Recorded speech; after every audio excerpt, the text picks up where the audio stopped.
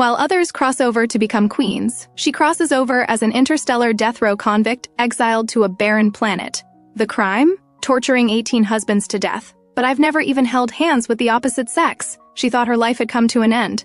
But little did she know this place would become her true paradise. All the powerful figures compete to be her partner. Not only is there a beautiful and gentle green python, but also a tender wolf king. Even the shy, clingy green vine, with countless tendrils, begs to cuddle with her every single day. When everyone calls her a vicious woman who deceives and abuses men, she becomes the woman all men on the barren planet are obsessed with. Leora Haverel opens her eyes to find herself in a high-tech room. Looking down at the heavy handcuffs on her wrists, she glances around in confusion. At the other women who were also chained up like her. Her face turns pale. Could she have encountered human traffickers? Suddenly, with a loud bang, the metal door gets kicked open. A 2-meter-tall man walks in, holding an electric baton with a fierce, menacing expression. The captain of criminal police looks at them with disgust. You evil women, don't expect anyone to plead for your mercy. Her Majesty the Queen has already given orders to send you to planet Vamo to serve your sentence, never to return to the Empire. As soon as he finishes speaking, all the women except Leora turn pale with shock. Planet Vamo, infamous as a gray zone. The women's faces turn white with terror one by one. Only Leora remains confused and helpless. Who are all these people? How did they get kidnapped here? She remembers accidentally falling into an uncovered sewer. But what's the situation now? Why doesn't she have any memory of it? Leora wants to figure out what's happening. She gently tugs at the sleeve of the woman in front of her, but the next second she's pushed away. Get away from me. Mave sees this deceptively beautiful face and her expression grows even colder. She'd better not let her return alive or she'll definitely tear apart those two traitors who used such despicable means to frame her. She is a count of the Empire, though she's fallen to become a criminal. That doesn't mean she has to tolerate this group of real criminals. Especially the woman in front of her named Fiona. Who would have thought such a beautiful, delicate face could hide hobbies more brutal and twisted than aliens? When more than a dozen disfigured male corpses were exposed, the entire nation was shocked. All of this came from the hands of the woman before her, so Mave shows her no kindness whatsoever. Getting no response, Leora feels a deep sense of helplessness rise in her heart. She can only shrink into a corner to minimize her presence. After being confined for who knows how many days, the door opens from outside. Looking at the scenery outside, Leora realizes she's been in the air all this time. Suddenly, many uniformed men enter. They strap something like a backpack onto each woman, then push the women forward. "Help me!" screams drift in the wind. Leora closes her eyes in fear, waiting for intense pain and death to come. Pathetic. When you were hunting males, didn't you think about today's consequences? She hears disdainful mockery in her ear. Leora instinctively opens her eyes and realizes she's wearing a parachute. The woman beside her seems to despise her, trying hard to control her landing direction to get far away from her. But the wind is too strong, and their parachutes get tangled together. Mave's expression looks terrible. Leora, experiencing this for the first time, also has a pale face, biting her lips hard to keep from screaming. Who knew their parachutes would get caught on the top of a large tree, leaving them hanging in midair in extremely uncomfortable positions? Leora wants to cry but has no tears. What is this place? What country are you people from? Leora's expression makes Mave feel something is wrong. Mave eyes her suspiciously, waving her hand in front of her. I'm Mave. Who are you? I'm Leora Haverel. Mave looks at her with searching eyes, pondering her intentions. The woman's face is undeniably beautiful, but looking closely, she notices differences between her and Fiona. Their eyes are different. Fiona's eyes are bluish, while this woman's are purple. Most importantly, these eyes are very clean, not like Fiona's hypocritical, seductive look. Mave remains silent for a moment, then grabs her hand to carefully sense it. Her golden pupils flash with surprise. Such clean power. Just holding her hand makes all my fatigue disappear without a trace. In contrast, Leora is shocked and bewildered. When their hands clasp together, her mind gets filled with many things, but before she can examine them closely, they disappear without a trace. What kind of ability is this? And who are you really? Why do you look so much like Fiona? Leora shakes her head in confusion. I don't know her. What Fiona? I just took a fall, woke up on the plane, got tied up with you all, then got thrown down here. What country are you all from and why were you tied up? Leora feels dizzy from hanging and can't help but dry heave. Let's talk about this later. We need to figure out how to get down first. The two struggle to reach the ground. I'm so thirsty. Where can we find water? Leora looks around helplessly. Mave looks at the woman who hasn't recovered yet. Leora, rest here for a while. I'll look for water nearby. After speaking, Mave leaves. No one notices something moving above Leora's head. At some point, a thin green vine extends from the thick tree trunk. Leora, resting against the tree, feels nothing. After resting for about 10 minutes, she decides to walk further and look around. Seeing the woman walk away, the large tree urgently extends its vines to wrap around her waist. Leora's heart jumps. But the next second, her handcuffs and ankle cuffs get snapped off by the vines. The thinner vines reluctantly leave her body and sway in front of her, showing off. What's happening? Is this some weird ritual? Leora feels scared. She stares at the green vine in bewilderment. What do you want to do? Oh, her voice is so pleasant. Leora thinks the vine might understand what she's saying. Thank you for helping me unlock the handcuffs, but I'm thirsty and hungry now. I need to find water and food, so I can't play with you. So she's hungry. That's his oversight. The green vine feels apologetic.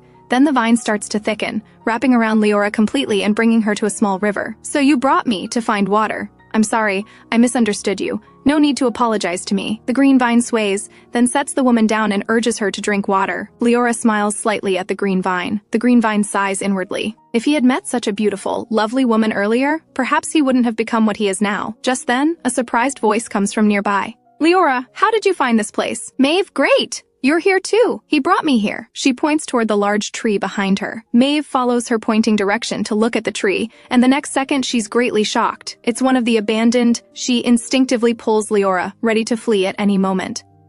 What are the abandoned? Mave keeps her eyes warily on those vines as she explains. The abandoned are those who have been cast aside. They're all males whose mental power has collapsed and lost their reason. They're brutal and bloodthirsty. If you encounter them, you must stay far away, or they'll torture us to death. Leora, what race are you? Mave's sudden question leaves Leora stunned. After half an hour of communication, the two exchange information. Through her description, Mave understands that this woman named Leora can't transform and comes from a remote planet. She was kidnapped to planet Victoria by interstellar traffickers, and happened to look similar to Fiona. So she confusedly took the blame for someone else. Leora also basically understands where she is and information about the Empire. Mave asks the vine with certainty, "You haven't completely lost your reason, have you?" The green vine nods its tip. Seeing this, Mave's worried heart finally settles. She had guessed as much. The abandoned who have lost reason are primitive beasts, cruel and bloodthirsty, but would never be like this vine. Leora is really lucky to have encountered an abandoned who still has reason.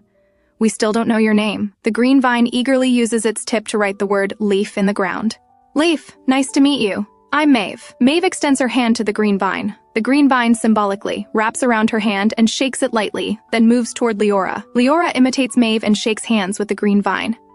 Hello, Leaf. I'm Leora. I'm very fortunate to meet you. This time, the green vine eagerly wraps around her, and Leora thoughtlessly grips the vine back. For some reason, shaking hands with her makes him feel indescribably comfortable all over. At this moment, excitedly, he hasn't realized his body is different. The vine wraps around, reluctant to let go, letting Leora hold and study the green vine in her palm, until Mave teases aloud. Is it fun? You've been holding on for so long and won't let go. Only then does Leora realize she's been holding someone's hand all along. Her face turns red immediately, and she quickly releases the green vine, saying awkwardly, "Sorry, I forgot this was your hand. You don't need to apologize. You can touch as long as you want, it doesn't matter." The vine sways reluctantly. The evening breeze blows coolly and comfortably. The two women and Leif sit not far from the riverside. The green vine gently sways and moves its trunk next to Leora, growing a vine meadow. The lush green grass looks soft and clean. Leora and Mave lie with their heads together, saying softly, "Mave, Leif, good night." "Good night to you too." Leif quietly watches the woman's sleeping face, feeling a special kind of satisfaction in his heart. The vines grow unrestrained, slowly taking the shape of a blanket and carefully covering Leora. When he touches Leora, a small red flower suddenly blooms on a branch at the top of the tree in the dark night. Leif nervously takes a breath, carefully wrapping the woman in his vines. The evening breeze blows gently, and Leora turns over in her sleep, hugging the vine blanket. Leif feels a surge of heat rush to his head. He thinks this is his happiest night.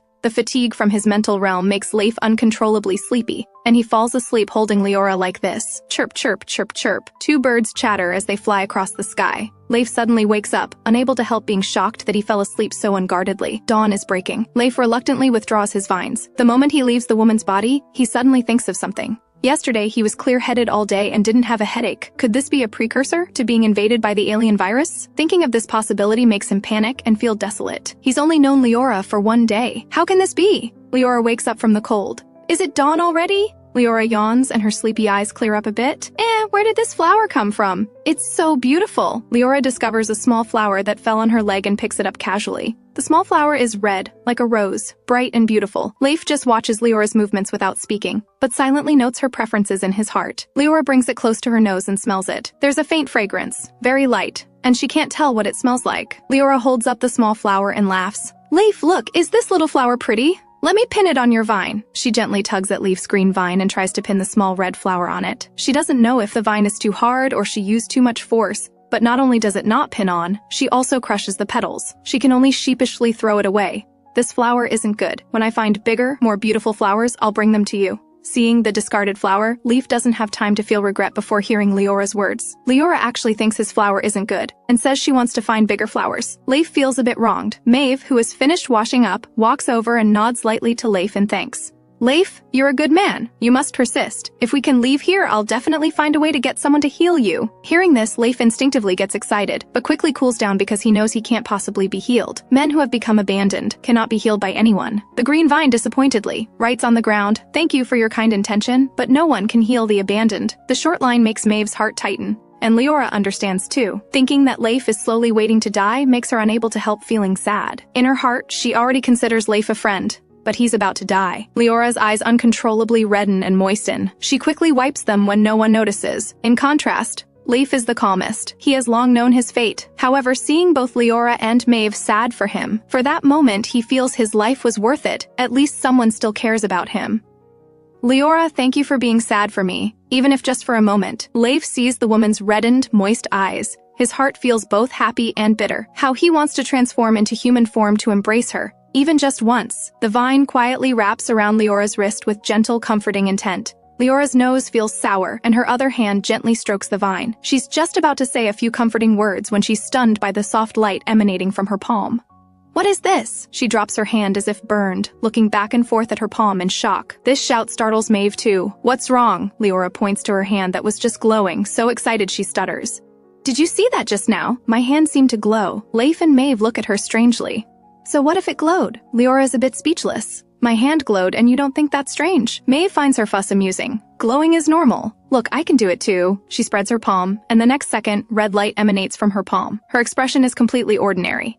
This is the aura of your abilities. Even newborn cubs have this. Leora blinks foolishly.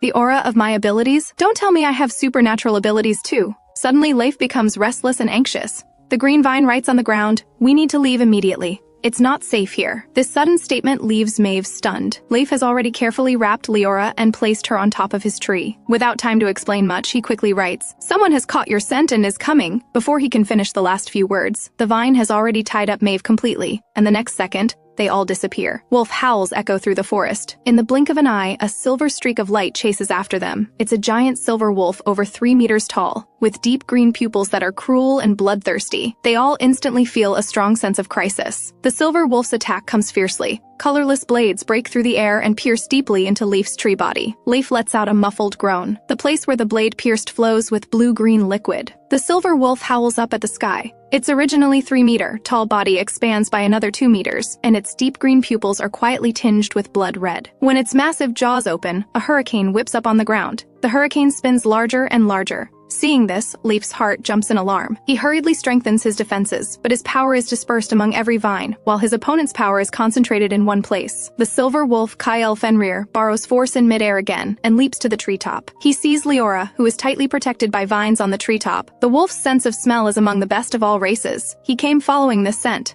How rare, he hasn't smelled such a pure female scent in a long time. This woman is his. Kyle weighs his options for a second and decides to give up killing Leif. Taking advantage of Leif's distraction, Kyle grabs the woman in his mouth and speeds away.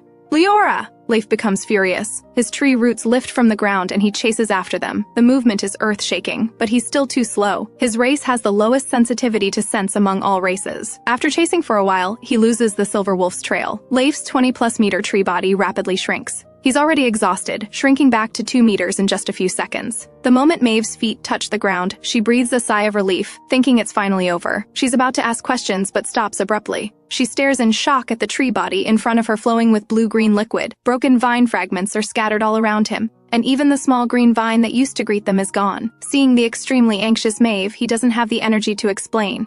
Leora, wait for me. I will definitely find you. Leif slowly falls asleep to restore his strength, while Mave, getting no response, feels her heart sink more and more. She only knows that a fierce battle just took place, but she didn't expect it to be this serious. Leif is injured so badly, and Leora is nowhere to be found. Thinking of the wolf howls she heard earlier, the bad feeling in her heart grows stronger. Was Leora taken by a suddenly appearing werewolf? The subject of their worry is currently unconscious, being carried in the wolf's mouth as he shuttles through the forest.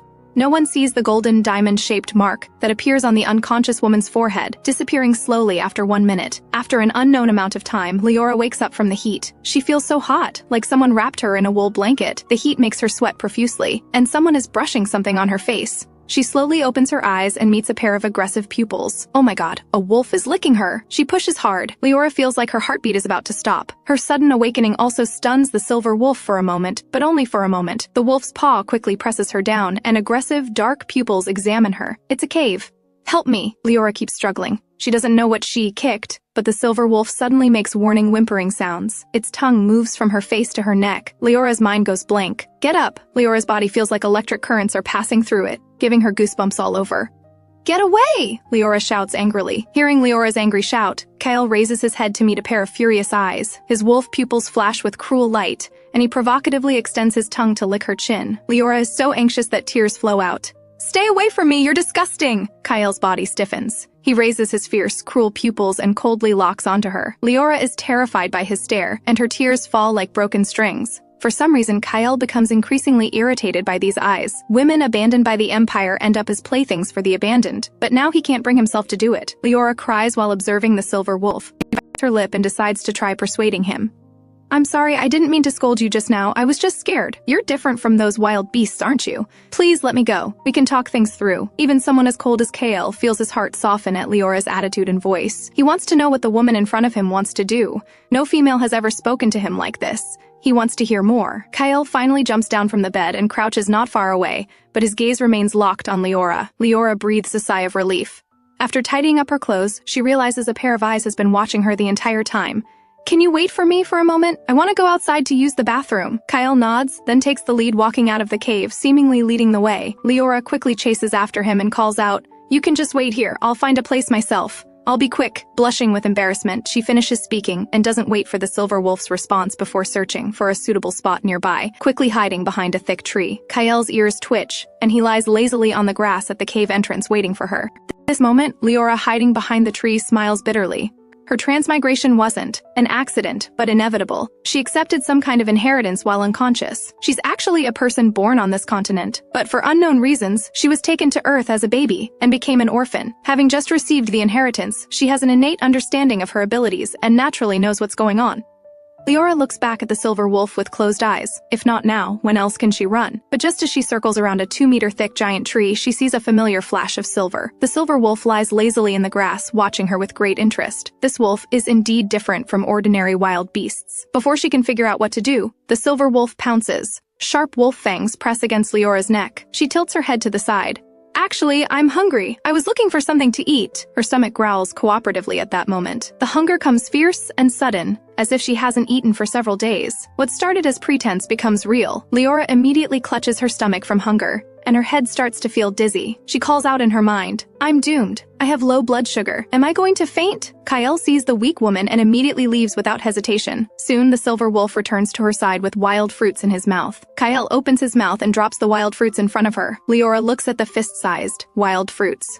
"Thank you for helping me." She picks up a fruit and puts it in her mouth. Leora acts like she's been starving for 3 days and nights, wolfing down 2 fruits before feeling like she's come back to life. Kyle hears a female say thank you for the first time. His heart can't help but soften. This is the most polite female he's ever met. The wolf paw clears a small patch of ground, using the claw tip to write on the ground, "Are you full?"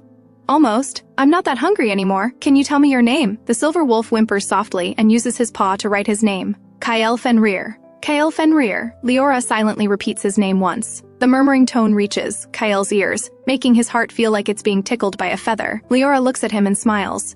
"Kale, that's a nice name. I'm Leora." Kale's tongue circles in his mouth, but he can't make any sound. His eyes inevitably darken. As his emotions fluctuate, his deep green wolf pupils gradually get filled with blood red. The silver wolf suddenly makes painful whimpering sounds. The virus is attacking again. Leora backs away several steps in shock. "Hey Kale, what's wrong with you?" The silver wolf frantically crashes around, then dashes away in the opposite direction and disappears. Leora sighs, carrying complex emotions as she runs in the opposite direction from the silver wolf. Mave said that abandoned beasts are like ticking time bombs. You never know when they'll explode. She won't wait for Kale to return. Maybe he won't come back either. She can't do anything about it. Being able to stay alive herself is already good enough. By evening, Leora sits by a river resting. She's been lucky on this journey. Not only did she not encounter wild beasts, but she also accidentally found a small river. Leora tries to transform but fails repeatedly. For some reason, she just can't transform. Moreover, her supernatural ability can only stimulate plant growth, but can't use plants for attacks. Hiss! Leora cries out softly. She was so focused on thinking about supernatural abilities that she didn't notice getting scratched by a tree branch. Leora looks at her wound. her eyes brightening slightly. Can she try using her supernatural ability? She channels her ability toward the wound. She clearly feels a warm yet cool sensation at the wound site. In less than 2 seconds, the wound on her arm disappears. She opens her eyes wide with joy. So she has healing-type abilities. Leora discovers a new function of her ability and is curiously experimenting with it, completely unaware of Kyle slowly approaching from behind. Kyle has no time to question why she ran again. Before Leora can react, she's picked up in Kyle's mouth. With a few leaps, they leave the area. Brought back to the cave, Leora doesn't have time to speak before Kyle presses her onto the stone slab and licks her from top to bottom, covering her with his scent. Leora's face turns red from the licking. She's both angry and annoyed. "You've gone too far." Regarding the female's anger, Kyle just glances at her indifferently, then extends a claw to write on the ground. "Your scent will attract more of the abandoned. Stay in the cave and don't wander around. I'll go find you something to eat. If you dare run again, don't blame me for tying you up so you can never get out." Leora's eye twitches violently.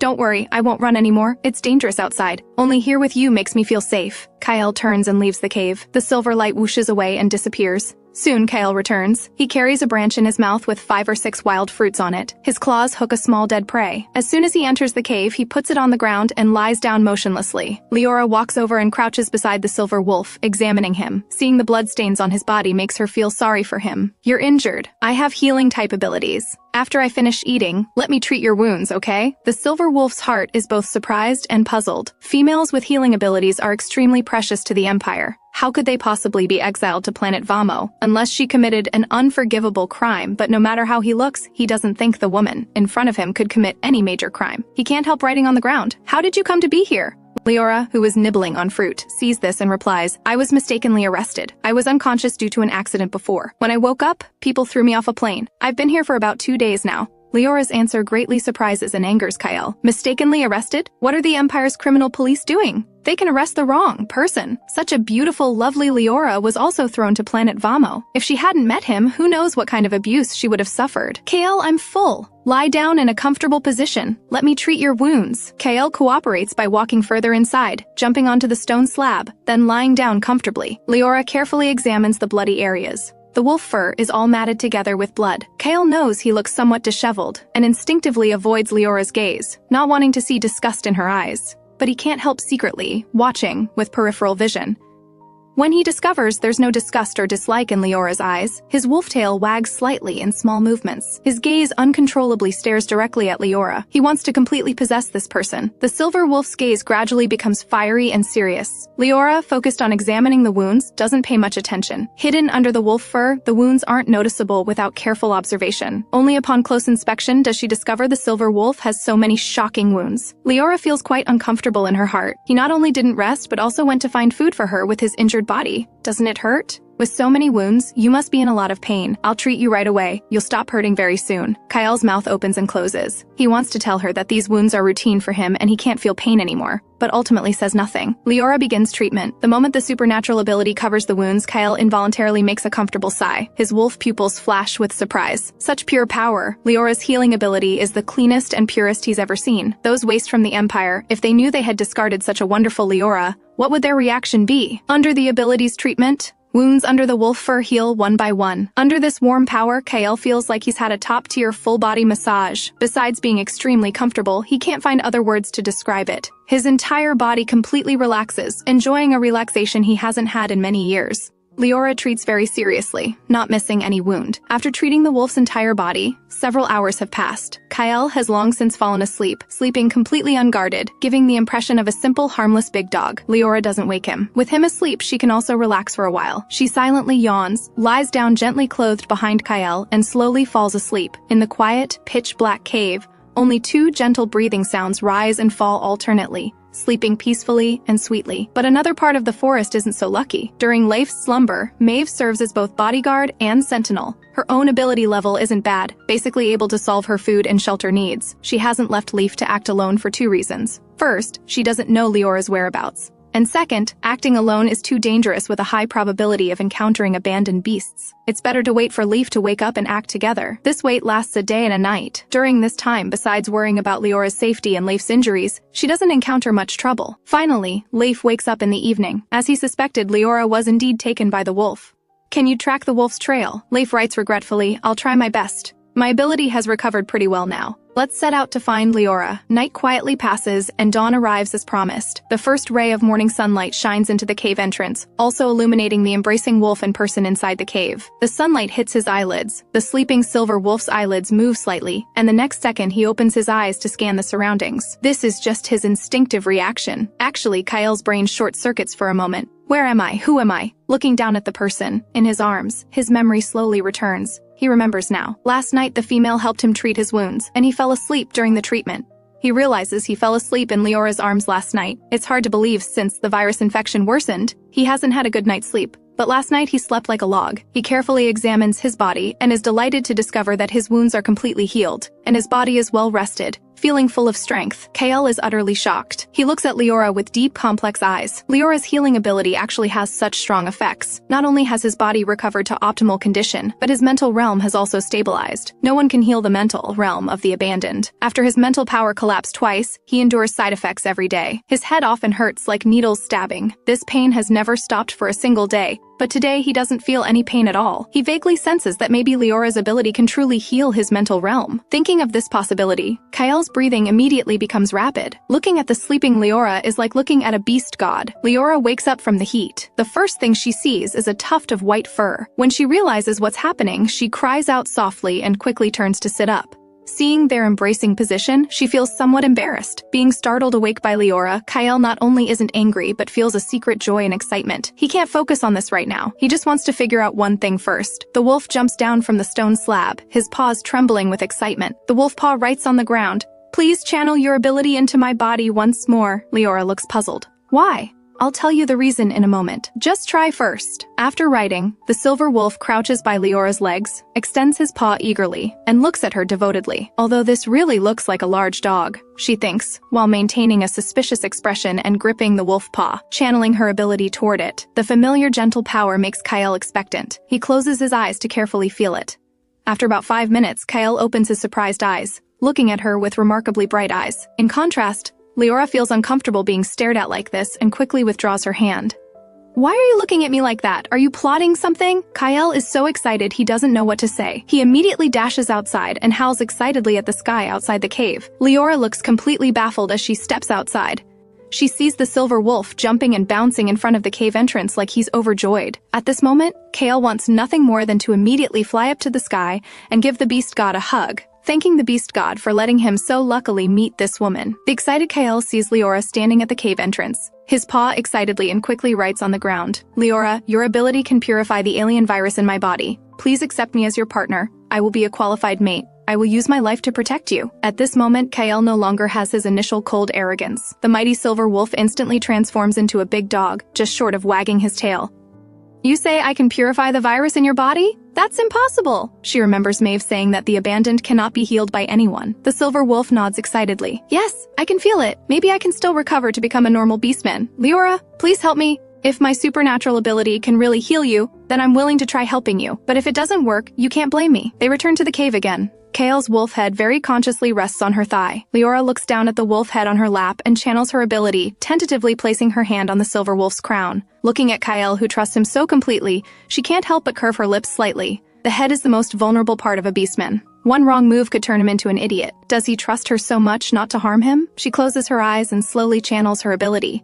Then she discovers something different. She can actually sense his mental realm. She sees Kyle's mental realm densely covered with black spots and purple light points. The black spots keep reproducing and moving, trying to fill this space completely. Although the purple light points are driving away and eliminating the spots, the elimination speed can't keep up with the spots' reproduction rate. Before long, this place will be completely occupied by black spots, which means the person's consciousness will completely disappear. Leora discovers this like finding a new continent. She has some intuitive understanding, so this is how mental power works. She instinctively begins examining Kyle's physical condition. When she senses that his body doesn't reject her, she increases her ability output. Instantly, a third color floods into the purple mental realm. Milky white light points surge in powerfully, merging with the purple light points. The situation immediately reverses. Leora controls her mental power, working hard to clean this place until her body signals fatigue, then withdraws her ability. She has cleaned about 1/5. A few more sessions and she can completely eliminate it. Opening her eyes, she finds it's already dusk and her stomach is growling with hunger. At the same time, Kyle also opens his eyes. He feels even lighter than in the morning, extremely delighted.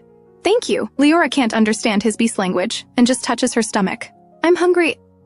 I'll go hunting right away. The silver wolf ingratiatingly nuzzles her hand and dashes out to hunt. His body feels much lighter than before, and Kyle moves like silver lightning. As the sky gradually darkens, after Kyle returns from hunting, he takes her to the riverside. One person and one wolf sit around a campfire. The evening breeze by the river blows. Leora stares at the roasting meat over the fire, lost in thought, her mind wandering somewhere far away. Kyle stays by her side, quietly watching her daydream. He really wants to freeze this moment forever. Just looking at someone he likes makes his mood so wonderful. If he could mate with this female, he can't imagine how happy he would be. The aroma of roasted meat emerges. Leora flips the meat and removes it with a sharpened stick, bringing it to Kyle's mouth matter-of-factly.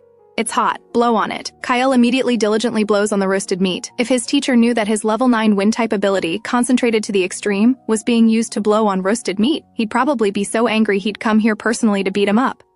I'm done eating. Let's go back. With an excited wolf howl, Kyle takes the person back. This wolf howl travels very far and very unfortunately reaches the ears of two people. Leif immediately trembles, all over, listening intently to the direction of the howl. Mave hears it too, but she can't distinguish whose voice it is, so she doesn't pay attention for the moment. Leif, recognizing the voice, gets excited and writes with his vine tip, I heard that wolf's voice. He's nearby. He and Leora are nearby. I'm going to rescue Leora. Mave's heart leaps with joy. Really? You didn't mishear. The vine quickly writes on the ground, I won't mishear the wolf's voice. Following the direction of the sound, they arrive at the riverside where Leora roasted meat. Mave sniffs hard. There's Leora's scent here, but it's faint. There's more of a dangerous male scent. No doubt this is that wolf smell. The firewood is still warm, indicating the wolf left not long ago. Leif quickly scribbles a few words on the ground. I know where he went. Follow me. Leif isn't particularly good at scent tracking, but he tries to track as close to Leora as possible. Fortunately, he's quite lucky. The wolf's lair turns out to be nearby. To avoid alerting them, Leif stops about 500 meters from the cave. He writes on the ground,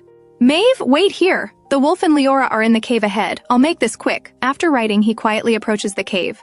The vine crawls in from the corner along the ground. The cave's interior isn't very large. You can see the large stone slab that could fit 2 or 3 people lying down as soon as you enter. When he sees the scene inside, Leif freezes, followed by indescribable heartache. What he sees is that wolf lying on Leora's lap, while Leora not only shows no pain but looks down at the wolf with gentle, lowered eyes. The entire cave is filled with the wolf's annoying scent, including on Leora. This scene nearly breaks Leif's heart. He, who never needed to breathe, now feels like he's suffocating. Leora, she actually accepted the wolf. Why? How is he inferior to the wolf? Kyle, immersed in treatment, suddenly senses a hint of dangerous aura. His sharp wolf pupils snap open like swords shooting toward the vine that has crept close. Just as killing intent flashes in his eyes, the vine moves, wrapping around the female's slender waist like lightning, about to withdraw. When Kyle opens his eyes, Leora's ability is interrupted. She's about to open her eyes and ask when she discovers she's airborne.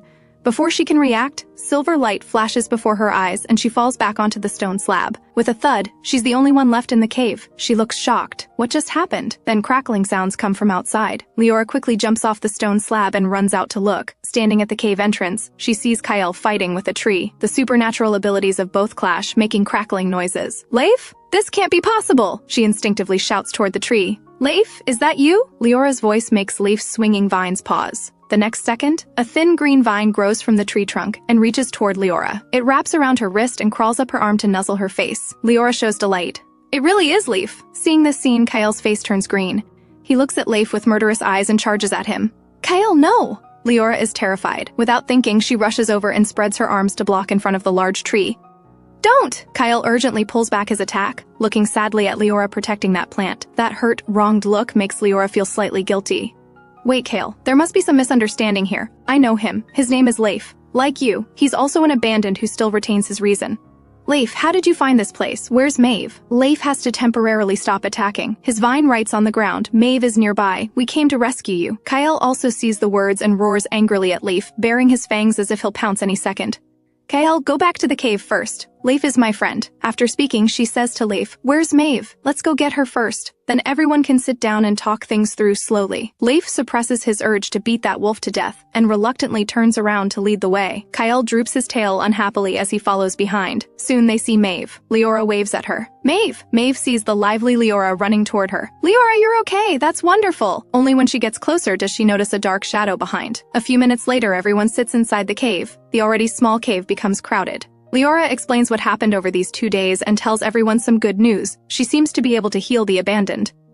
Is this true, Leora? Can you really heal the abandoned? Mave stands up in shock, her eyes full of disbelief. This is too incredible. Since the war with aliens began, there has never been a supernatural ability that could treat the abandoned. If this is true, then Leora is too important to the Empire. Leif also gets excited, but he doesn't dare hope too much. Afraid of being disappointed, Kyle on the side wants to stop her, but it's too late. He didn't expect Leora to reveal this so casually. Such an innocent Leora. This kind of special and extremely important ability should only be revealed to completely trusted people. Fortunately, this is planet Vamo. Word can't get back to the Empire. Leora says uncertainly, "I'm not sure yet. I'm currently helping Kyle with treatment. We'll know whether it works when the time comes." Leif: "If it really works, I'll definitely help you too. Then you can live a normal life in the future." Leif wraps around Leora's wrist with deep love, his vine carefully and gently coiling. Mave looks at Leora with complex expression. "Leora, do you know what this ability of yours means?"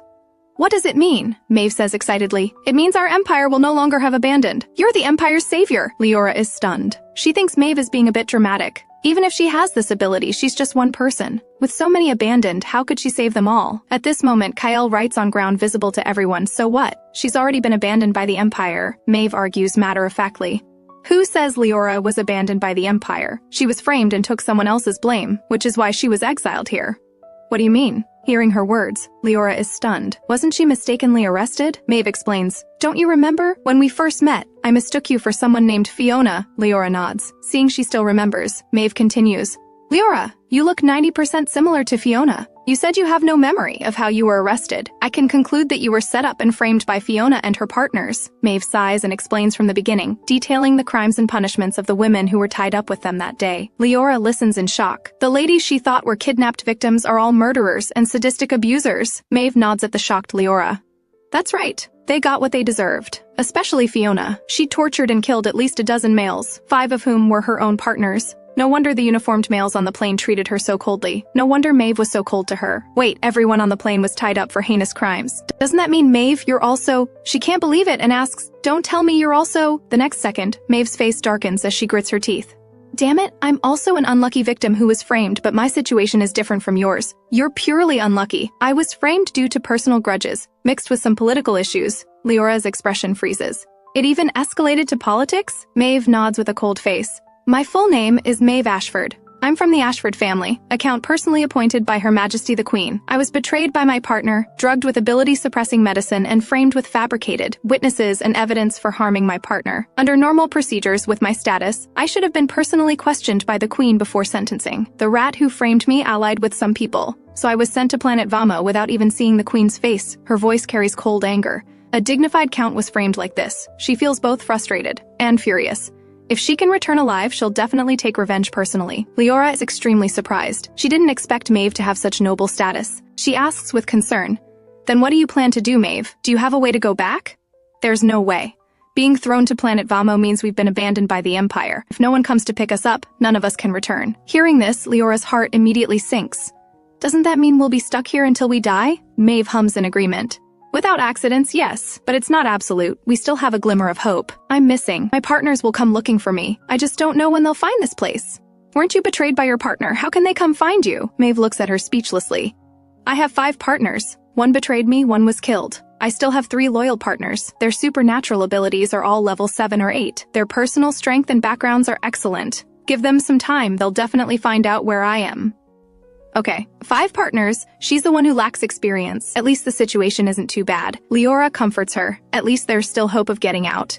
"Mave, your partners will definitely come rescue you." Can't believe it. Mave actually has 5 partners. She really wants to ask how sleeping arrangements usually work, but this question is too private. Leora just hesitates, too embarrassed to ask directly. Mave hums softly, actually only holding half the hope in her heart. She doesn't know if there are traitors among the remaining 3. Adjusting her mood, Mave's gaze moves ambiguously between Leora and the other 2. "Leora, you have the wolf scent on you. Have you already mated?" Kale's words make Leora's face turn bright red. She says very awkwardly, "Mave, don't make wild guesses. Haven't done anything with Kyle. It's just that my clothes got damaged." Kyle licks his lips. Leif is both shocked and dejected. Mave is amused by Leora's shy appearance. "Leora, what are you embarrassed about? We're all adults. Mating is very normal. I had my first partner when I turned 18. Until now at 25, I've had 5 partners. This is still considered few in the Empire. Don't tell me you're not an adult yet. I'm an adult. I'm 22. As Mave suspected, 22 and still no male partners. Mave, don't tease me. This kind of thing depends on fate. You can't just find someone whenever you want. Before she finishes speaking, a vine wraps around her waist, making her look at him first. A step slower, Kyle angrily bites off Leif's vine, then extends his tongue to lick Leora's hand. Mave smiles ambiguously and teasingly. Leora, don't mind them. All males are like this. Can't you really tell, or are you pretending not to? They both want to be your partners. You can quietly tell me which one you prefer, or if you like both. Seeing Leora still doesn't understand, Mave says bluntly, they're fighting over you. Whoever wins gets the right to be your partner. Even if you accept both of them, they'll still fight over priority mating rights with you. Looking at the two figures fighting outside the cave, Leora takes a deep breath and quickly changes the subject. Mave, how long will they keep fighting? Mave starts yawning from tiredness. I don't know. Males have vigorous energy. Don't worry about them. Let's sleep first. I haven't slept much these past 2 days looking for you. Leora ignores the two fighting outside and climbs onto the stone slab to lie beside Mave. Mave falls asleep within 2 minutes, but Leora can't fall asleep. She simply gets up and walks to the cave entrance, calling out, I'm telling you both, if you keep fighting, I won't care about either of you anymore. Almost as soon as she finishes speaking, both stop and walk toward her together. Leora thinks they've listened and heads back into the cave, letting both men enter. Do you want to sleep now, or get some treatment? I'm not tired yet. Leif excitedly writes with his vine tip on the ground. Treatment. Kyle does the same.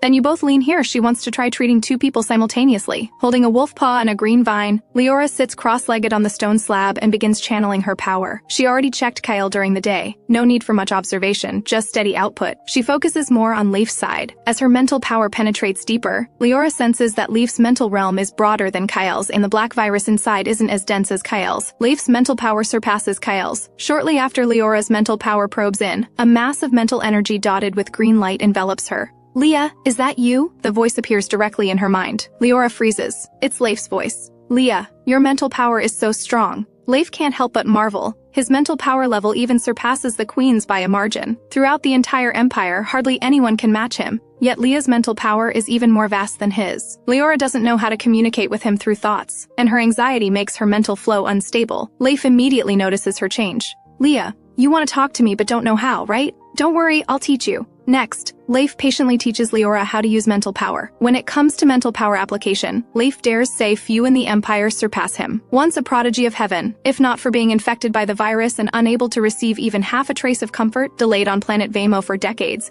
who could imagine what heights he might have reached? Through the night, the virus in Leif's mental realm has been cleared to less than 1/10. When the first ray of morning sunlight streams in, both Leora and Leif open their eyes simultaneously. Leif still cannot return to his original form, but he can speak now, Leah. Thank you. Leora withdraws her aching hands. You're welcome. I should thank you too. You taught me so many things. Mental power is far more formidable than she thought. She's not without self-protection ability. She just didn't know how to use it. The sound of their conversation makes Kyle's eyes snap open, his gaze sharp and suspicious as he looks toward Leif. Seeing him awake, Leora greets him. Kyle, morning. Leif also deliberately greets him. You're awake. This single sentence makes Kyle's eyes widen, his incredulous gaze fixed on him. How can he speak now? Noticing his surprise, Leora explains with a smile. Kyle, Leif's mental power is stronger than yours, and his condition isn't as severe as yours. One more treatment should completely purify him. You'll probably need several more purification sessions. Leora's words leave Kyle even more stunned. Did he hear wrong? Speaking after just one night? Kyle absolutely cannot accept this. From childhood to adulthood, Kyle has always worn the halo of genius. If not for his strength being too exceptional, making it impossible to match with a suitable female, he wouldn't have fallen to this state. Now he's told that just anyone's mental power exceeds his.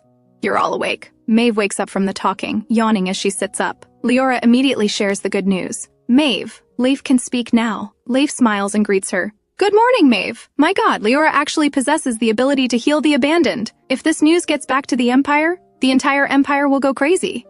Leora, you must be a messenger sent by the beast god to save the Empire, right? Mave's eyes shine with golden light, looking at her like she's viewing some priceless treasure.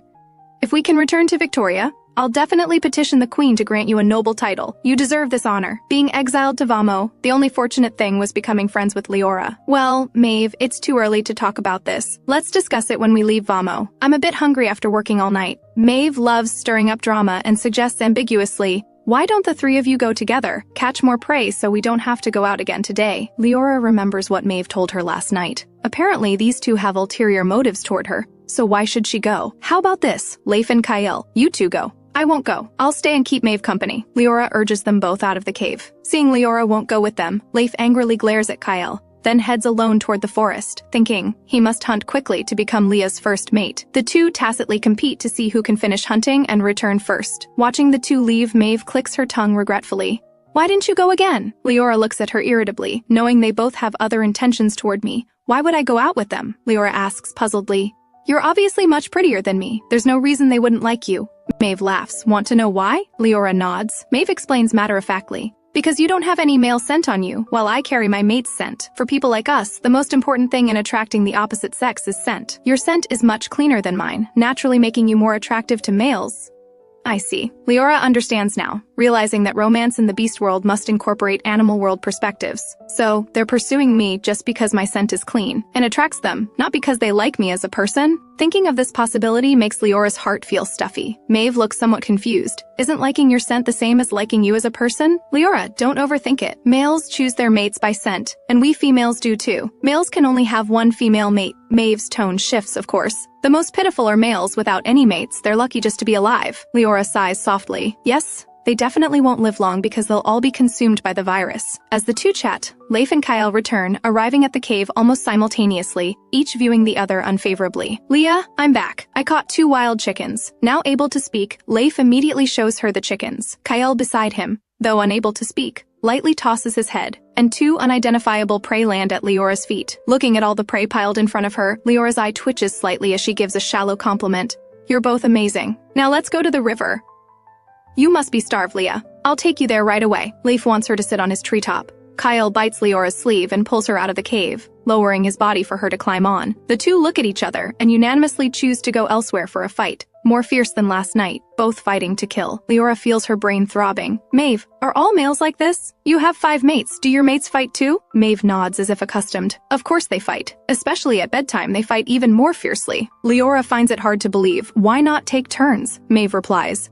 They do take turns, but 5 people in one night is quite exhausting. Leora is speechless. Leora's stomach growls with hunger. She walks a few steps toward the fighting direction and shouts angrily at them. Are you done fighting? We're starving here. Keep this up and it'll be dark. At her words, both immediately stop. Leif immediately runs over, apologizing. Sorry, Leah. You must be starved. I'll take you to roast meat right away. Leora coldly corrects him. Please call me by my name, Leora. Also, it's not taking me, it's taking me and Mave. Kale also approaches. Leora directly states, Kale, you're injured and covered in blood. It's not appropriate to carry anyone. You should travel alone. Without waiting for their reaction, she and Mave directly climb onto Leif's vine. Moving quickly, they reach the riverside in about 5 minutes. Mave is truly starved. Upon arrival, she hurriedly washes the ingredients, then crouches by the river with Leora to gut the chickens. After skewering the raw meat and setting it over the fire, Leora finds a random stone to sit on, occasionally turning the roasted meat for even heating. Leif silently serves as a backrest behind her. Kyle lies directly down, his head resting against Leora's calf. Just as Leora is about to ask Kyle to move, she looks down and meets a pair of deep eyes. The silver wolf lightly licks the back of her hand, then pitifully licks his injured front paw. Only then does Leora clearly see a finger-thick wound on the wolf's paw, still seeping blood. Feeling both angry and sympathetic, she channels her power to heal him. Serves you right for fighting. Look at you, covered in wounds. And Leif, you too. What grudge, what hatred, meeting and immediately fighting. She scolds both while healing Kyle. Seeing Kyle's blissful expression, Leif grows so jealous that thorns sprout on his vines. Shameless wolf. Leif also wants to learn his pitiful act in front of Leora. Unfortunately, being a plant, he can't pull off Kyle's shameless tactics. Is the roasted meat ready? Leora turns the meat. Leif, I remember you mentioned knowing where to find salt. Yes, not too far from here. We can leave in the morning and return by evening. Kale knows which place the plant refers to. Unable to speak, he has to let the plant show off again. Hearing this, Leora immediately feels relieved. That's great. Let's go find salt first thing tomorrow morning. Without seasoning, I really can't eat anymore. Mave expresses the same sentiment. The roasted meat is almost ready. Leora removes the skewered meat from the branches. Without prompting, Kyle proactively comes over to cool the meat. Mave beside them still can't eat hers because it's too hot. Seeing the scene, she can't help feeling a bit envious. She begins missing her mates. If they were here, they definitely wouldn't let her do these things. Noticing Mave's mood, Leora plops down beside her. Mave, who do you have at home? I've only heard you mention mates, never family. Mave's expression turns distant. My family is quite large, except for my eldest brother. The others are all half-siblings with different fathers. Mave suddenly stops mid-sentence, then gets excited, gripping Leora's hand like grasping hope.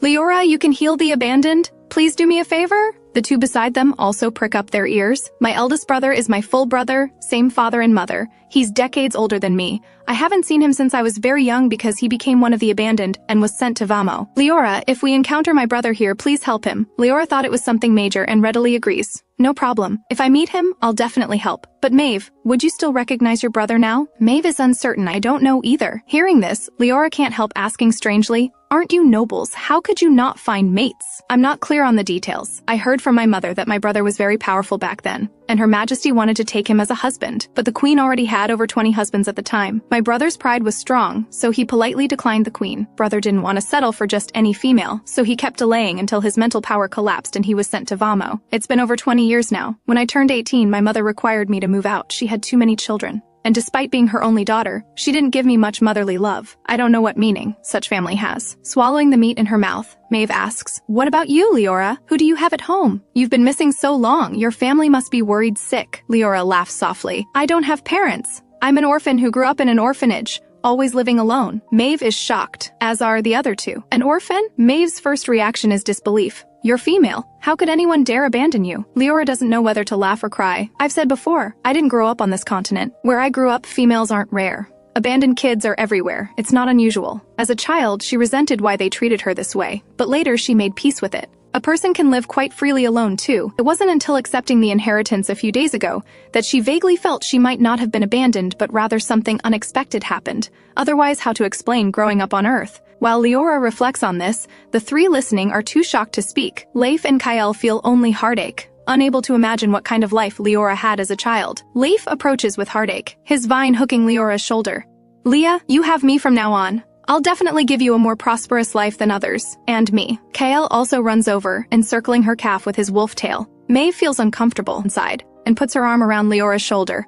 Leah, if you don't mind, consider me your sister. When we return to the Empire, I'll protect you. No one will dare bully you. Leora can't help feeling touched. She's never had many friends, but Mave will be her friend from now on. After eating, Mave quietly asks Leora, want to take a bath? Yes, I feel like there are fleas in the cave. I'm a bit itchy. Once mentioned, Mave can't stand it either. She directly asks Leif, Leif, can you help us tonight? Leora and I want to wash in the river. Can you help guard us? No problem. You can wash with peace of mind. I guarantee no one will dare disturb you. Leif nods. Leora expresses great uncertainty. Let's forget it. The weather's been a bit cold these past 2 days. Let's wait a couple days. Mave doesn't force her. Fine, you can wash in a couple days, but I can't stand it. Keep me company tonight? No problem. Leora agrees. Leif and Kyle seem to have no reaction, but they're actually listening to the two's conversation. By the time they return to the cave, it's almost noon. Let's not waste time. Leif, you still need a little more. I'll try to help you purify completely this afternoon. With nothing to do, Mave offers, I'll keep watch at the cave entrance for you. Good, we'll go in first then. Stay nearby and don't wander far. After instructing Mave, Leora enters the cave with Leif. Just like last night, treating both together. Speed unchanged, but results doubled. The virus in Leif's body is down to less than 1/10. Working together, they quickly purify the remaining toxins completely. Leah, I think I can return to human form. Really? Leora's mental power withdraws from his body, opening her eyes while simultaneously cutting off power transmission to Kyle. Both look toward the tree glowing green. Unfortunately, Mave isn't here to witness this exciting moment. The tree trunk suddenly bursts with intense light. Leora rubs her eyes. When she can see clearly again, the over 2-meter tree is gone, replaced by a completely naked man. The man has waist-length dark green hair, stands about 6'3", with gentle and profound features like a noble young master stepping out of an ancient painting. Oh my god, he's incredibly handsome. Her gaze involuntarily moves downward. Broad shoulders, narrow waist, well-proportioned muscles. Meeting Leif's knowing smile, Leora finally reacts, hastily covering her eyes as her face turns red.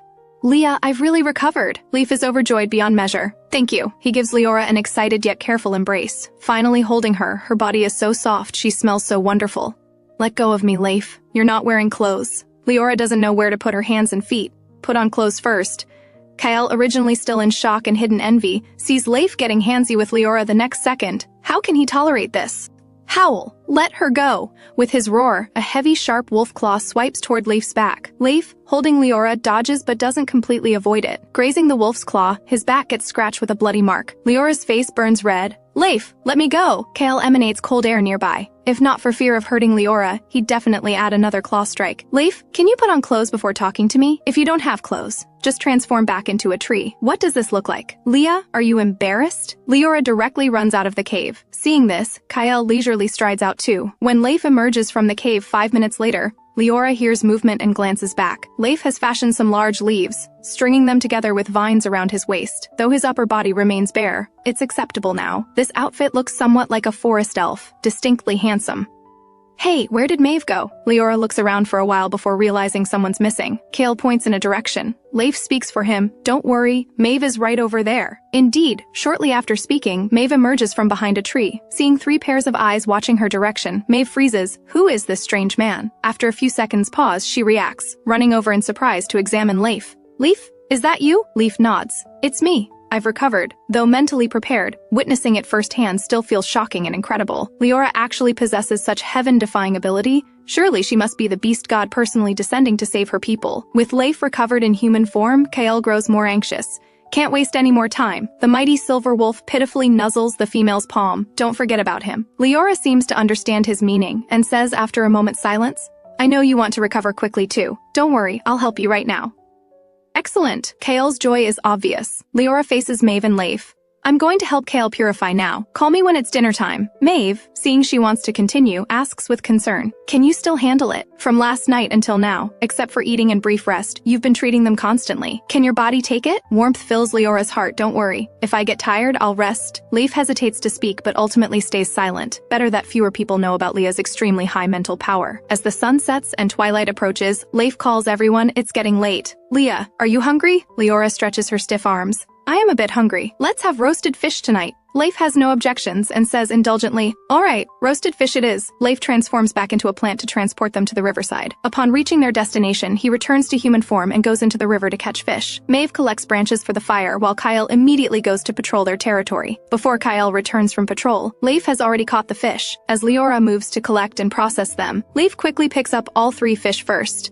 Leah, let me handle this. This is what males should do. As long as I'm here, you'll never have to do these things again. He looks at her seriously. This is what every qualified mate should do. Under Leif's earnest and persistent gaze, Leora uncontrollably blushes. We're not in a mate relationship now. How can I feel comfortable always letting you work? Looking at blushing Leora, Leif's heart stirs uncontrollably as he says meaningfully, just not now. Leah, I liked you from first sight. I want to court you. Will you accept me? His gaze is too intense, making her awkwardly look away, her heart in complete chaos. As Leora struggles with indecision, suddenly warmth touches her forehead. She instantly widens her eyes. Leif only lightly kissed once, immediately pulling away.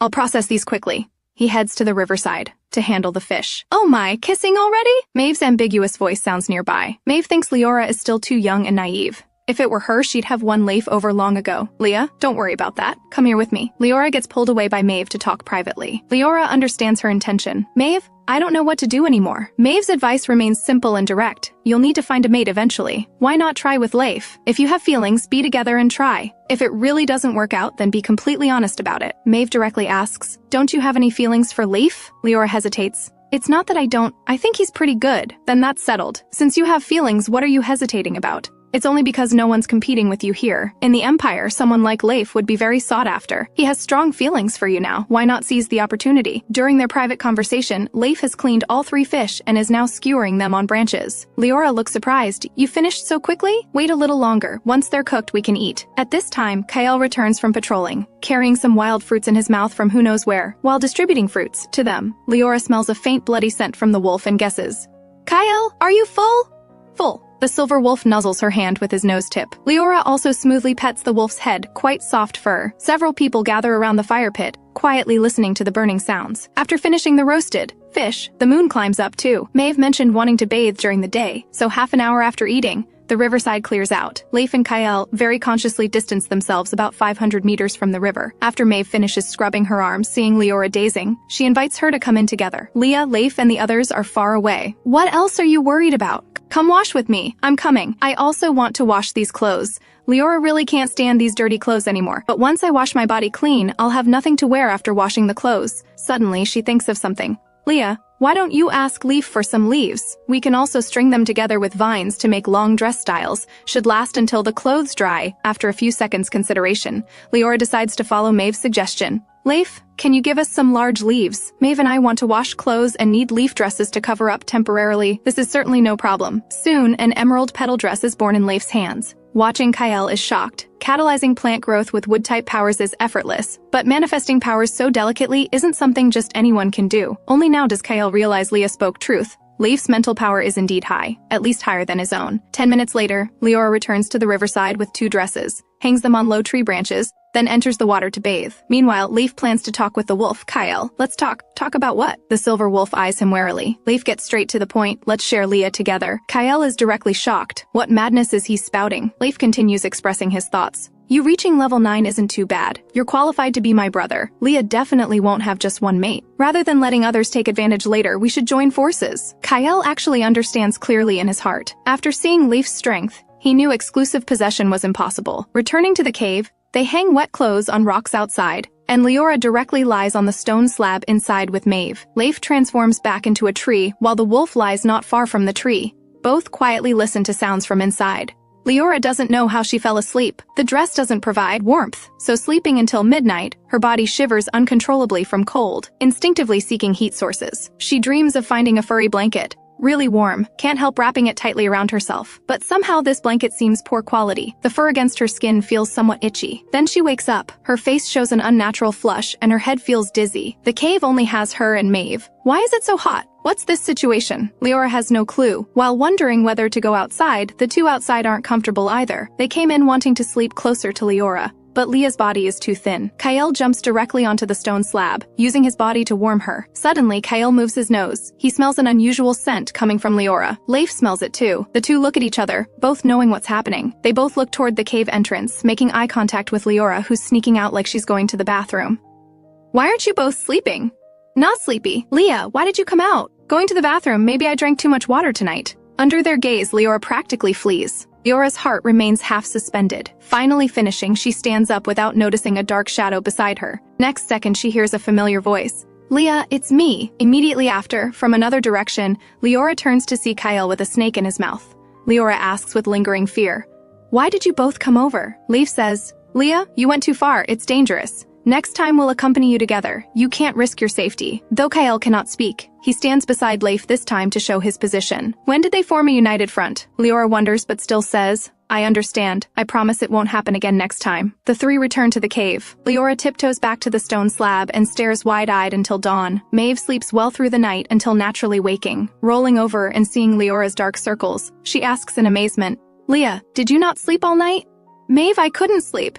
It's not because of Leif and Kyle, is it? Mave asks with mixed emotions. Leora admits, it is because of them. Mave can't understand her thinking, Leora, you're the strangest young female I've ever met. What's there to agonize over? Leora, after all, isn't a native female. Her thoughts are still influenced by Earth civilization. She asks Mave irritably, if it were you, having some feelings for one or multiple males but not rising to the level of love, what would you do? Mave answers without hesitation, I'd honestly face my heart. Since I have feelings for a male, it means certain traits of his attract me. Next, I'd make further contact. If I'm not repulsed and feel happy during interaction, I'd consider developing an intimate relationship. Of course, the prerequisite is that this male must be pursuing me. After listening, Leora looks thoughtful, I understand, but I have a question. Even sharing a mate with other males, they'd be willing? Mave laughs. If a male actively pursues a female, that proves he's willing. We females cannot have just one mate. Leora jumps down from the stone slab, stretches, and touches her somewhat dry face. If only we had skincare products here. The wind these past days has dried out my skin. Mave immediately touches her own face. Has my skin gotten worse too? Leora quickly comforts, it's fine, you're only in your 20s. Your skin can't be too bad regardless. Alright, we agreed yesterday to look for salt today. Let's eat breakfast quickly, and leave early so we're not delayed returning tonight. Mave hums agreement. The two exit the cave, surprised to find a patch of wild grass in front cleared away. Leif is placing firewood. Seeing them emerge, he smiles. Mave, just waiting for you to start the fire. Mave teases, ready so early you didn't sleep either? Leif just smiles, then turns his gaze to Leora. Leah, I think I heard you discussing skin issues. I have a way to help you maintain it. Really? Leif, what method do you have? Leif explains. Mave, you should know that some skincare products sold commercially use plant extracts as ingredients. I'm also a plant, so I can extract some things myself, sufficient for skincare. Leora seems to understand why his skin is so good.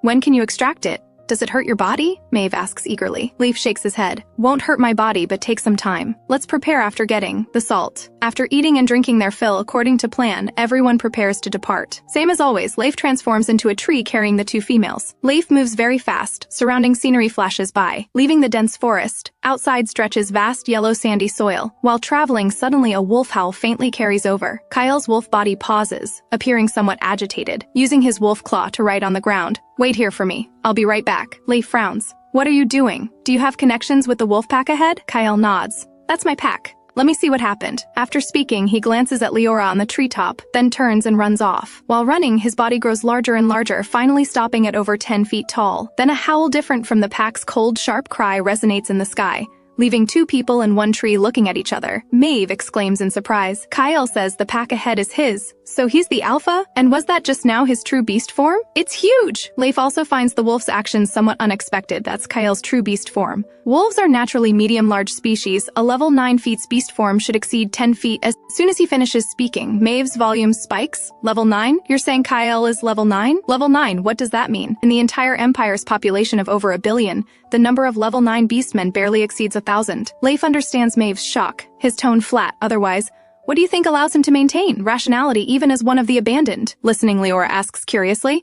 From what you're saying, is level 9 very strong? Mave nods heavily with a complex expression. Powers are divided into 10 levels total. Level 10 power users only exist in legends. No one in reality can reach that level. Level 9 is already the highest achievable level. In the entire Empire, there are at most a few hundred level 9 seconds. Kyle is excellent. If you like him, you should definitely seize the opportunity. Just as Leora is about to ask something, suddenly massive commotion erupts ahead. Leora asks in alarm, Leif, what's happening up there? Will Kyle be in danger? Leif puts the two down and transforms back to human form, looking ahead seriously. Hard to say. Wolves have the strongest cohesion among all species. Kyle says the pack ahead is his. Most likely he's their alpha, but he's been with us these past days. If I'm not mistaken, either the pack encountered a strong enemy or there's internal rebellion. Let's wait patiently. If Kyle can't handle it, we'll have to run. He won't bring Leora into any danger. Leif guessed correctly. Kyle was originally attracted by Leora's scent and suddenly left his pack. Who knew Leora would be so wonderful that he'd want to stay in the cave forever, especially knowing he could recover? He completely forgot about his pack. This pack wasn't particularly virtuous to begin with. Only under Kyle's leadership did they unite. However,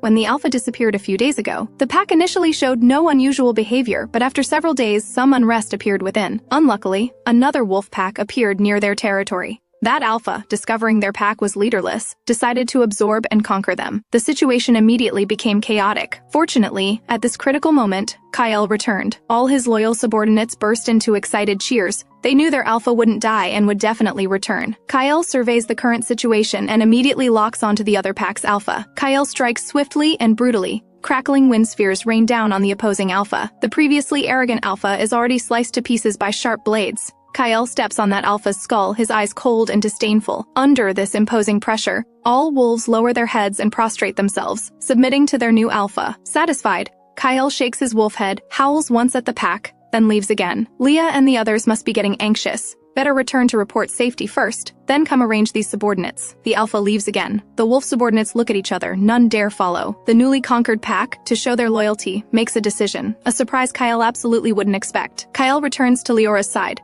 Kyle, thank goodness you're safe. What happened up there? Leora walks a few steps toward the wolf. Nothing serious, problem solved. Want to see my wolf pack? Leif disagrees. Kyle, your pack are all abandoned. Taking Leah and Mave there would be dangerous. Kyle shakes his wolf head lightly. Won't happen. Trust me, he has this confidence. Let's find salt first. We can discuss other things when we return. Fine, let's listen to Leah. Leif has no objections, nor does Kyle. Sooner or later doesn't matter much. Time has passed noon. What should be sunny weather gradually turns overcast, and light rain begins falling. Hold tight, we're almost there. I'll speed up a bit. After over 10 minutes of downpour, they finally see a cave. They rush toward the cave. Heavy rain pours outside while everyone inside is soaked like drowned rats. Kyle distances himself from the others, shaking water droplets from his fur. Leif keeps busy. First thing after setting the two down is using his power to make dresses so Leora and Mave can change out of their wet clothes. When receiving dry new dresses, both venture boldly deeper into the cave, quickly changing into dry clothes. Only then do their freezing bodies get some relief. But they're still very cold. Leora wrings out her wet hair and emerges to see Leif catalyzing wood for Mave to start a fire. When the fire lights up, Leora finally feels alive again. 3 people and 1 wolf gather around the fire pit, warming their bodies. Leif sits beside Leora, holding her hair near the fire to help dry it. Leora's icy body pains Leif's heart. After drying her hair, he tightly grips her small hands, providing warmth. But being a plant, his body temperature is naturally low. Even when warm, there's a limit. He can't help looking toward the wolf currently drying his fur. Kyle, is your fur dry? Come help warm Leah. Coming. Kyle shakes the fur on his body, walks to Leora's side and crouches, front legs supporting the ground, using his eyes to signal Leora to sit in his embrace. Mave, are you also very cold? Mave stands up. I'm fine. This dress isn't warm. I'll rely on my own fur instead. She heads deeper into the cave. Leora doesn't understand. Leif explains, Mave is going to transform into beast form for warmth. Leah, since you can't transform, don't be stubborn. Let Kale help warm you. Leif directly lifts her horizontally and tucks her into the wolf's embrace. Wolf claws press down on her struggling body while his tongue gently brushes her cheek. Leora inexplicably feels cherished, her face reddening like a ripe apple. Her body against the warm fur is indeed very warming. She mutters embarrassedly. How awkward if Mave sees this. Her voice couldn't be lower, but both beasts hear clearly. Kale's heart secretly fills with joy. Does Leah seem to be accepting them? Leif also catches on, his dark green eyes sparkling as he stares at her eyes. At this moment, Mave emerges from inside the cave in beast form, a beautiful golden lioness. Leora exclaims in admiration, Mave, your beast form is gorgeous. Thank you. Mave happily accepts the compliment, stepping forward like a noble lion queen. Mave suddenly thinks of something strange. This cave is very deep. When I went inside to transform just now, I walked several extra steps and went about 30 feet without reaching the end. It was too dark inside, I didn't dare continue. There shouldn't be any danger here, right? Both become slightly alert upon hearing this. Leif says, I don't smell any dangerous scents, but for safety's sake, I'll go inside and check now. Everyone waits about half an hour before Leif returns, dripping with rainwater and carrying 2 wild rabbits. Leif, why are you soaked like this? Leora asks in surprise.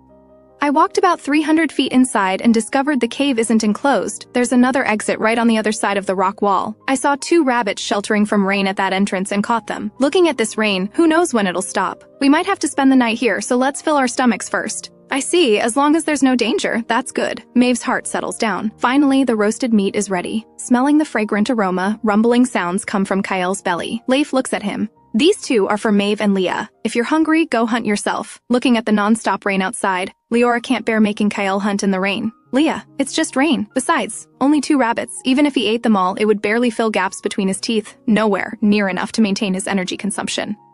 Alright, thinking of Kyle's 10-foot beast form, eating such small portions really isn't enough. Then Kyle, be careful. Kyle shakes his head, indicating he's received her sentiment and feels quite pleased. The silver wolf shakes his fur.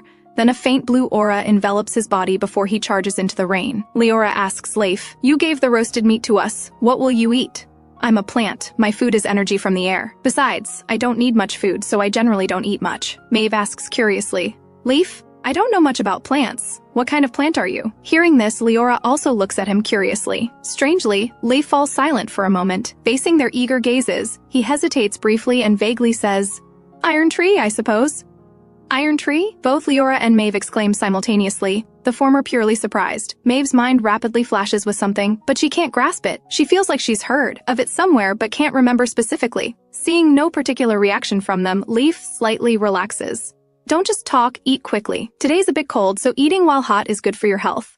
Leif attempts to change the subject. After they finish eating, the well-fed Kyle also returns. Predictably, he's completely soaked, with a plump wild chicken in his mouth saved for their next meal. At bedtime, for warmth, Mave transforms back to beast form. Leora lies in the middle, Mave on her left, Kale on her right, then Leif. The cave plunges into complete darkness. Sleeping Leora dreams of arriving at Flaming Mountain. She's awakened by heat. The instant she opens her eyes, she feels feverish all over. She pushes Kyle away and sits up, gasping heavily in apparent discomfort. Kyle's eyes glow in the darkness, watching her intently. Leif somehow appears beside Leora, his expression worried yet tinged with something else. Leif, find me some water, please. I'm so thirsty. I'll get you water right away. Leif hurries outside. Leora changes her mind. Wait, I'll come out with you to drink water. It's too hot in here, I can barely breathe. Leif's Adam's apple bobs. Alright, Leah, let's go out for fresh air. Kyle follows closely behind. Leif carries Leora out of the cave. Upon touching the cool air, Leora feels her mind clear somewhat, but it's only momentary. The burning sensation inside intensifies instead. For some reason, tonight Leif's scent is particularly attractive, making her restless. She wants to kiss him. Leora is startled by her own thoughts, her face burning hot. Leif places Leora on a rock.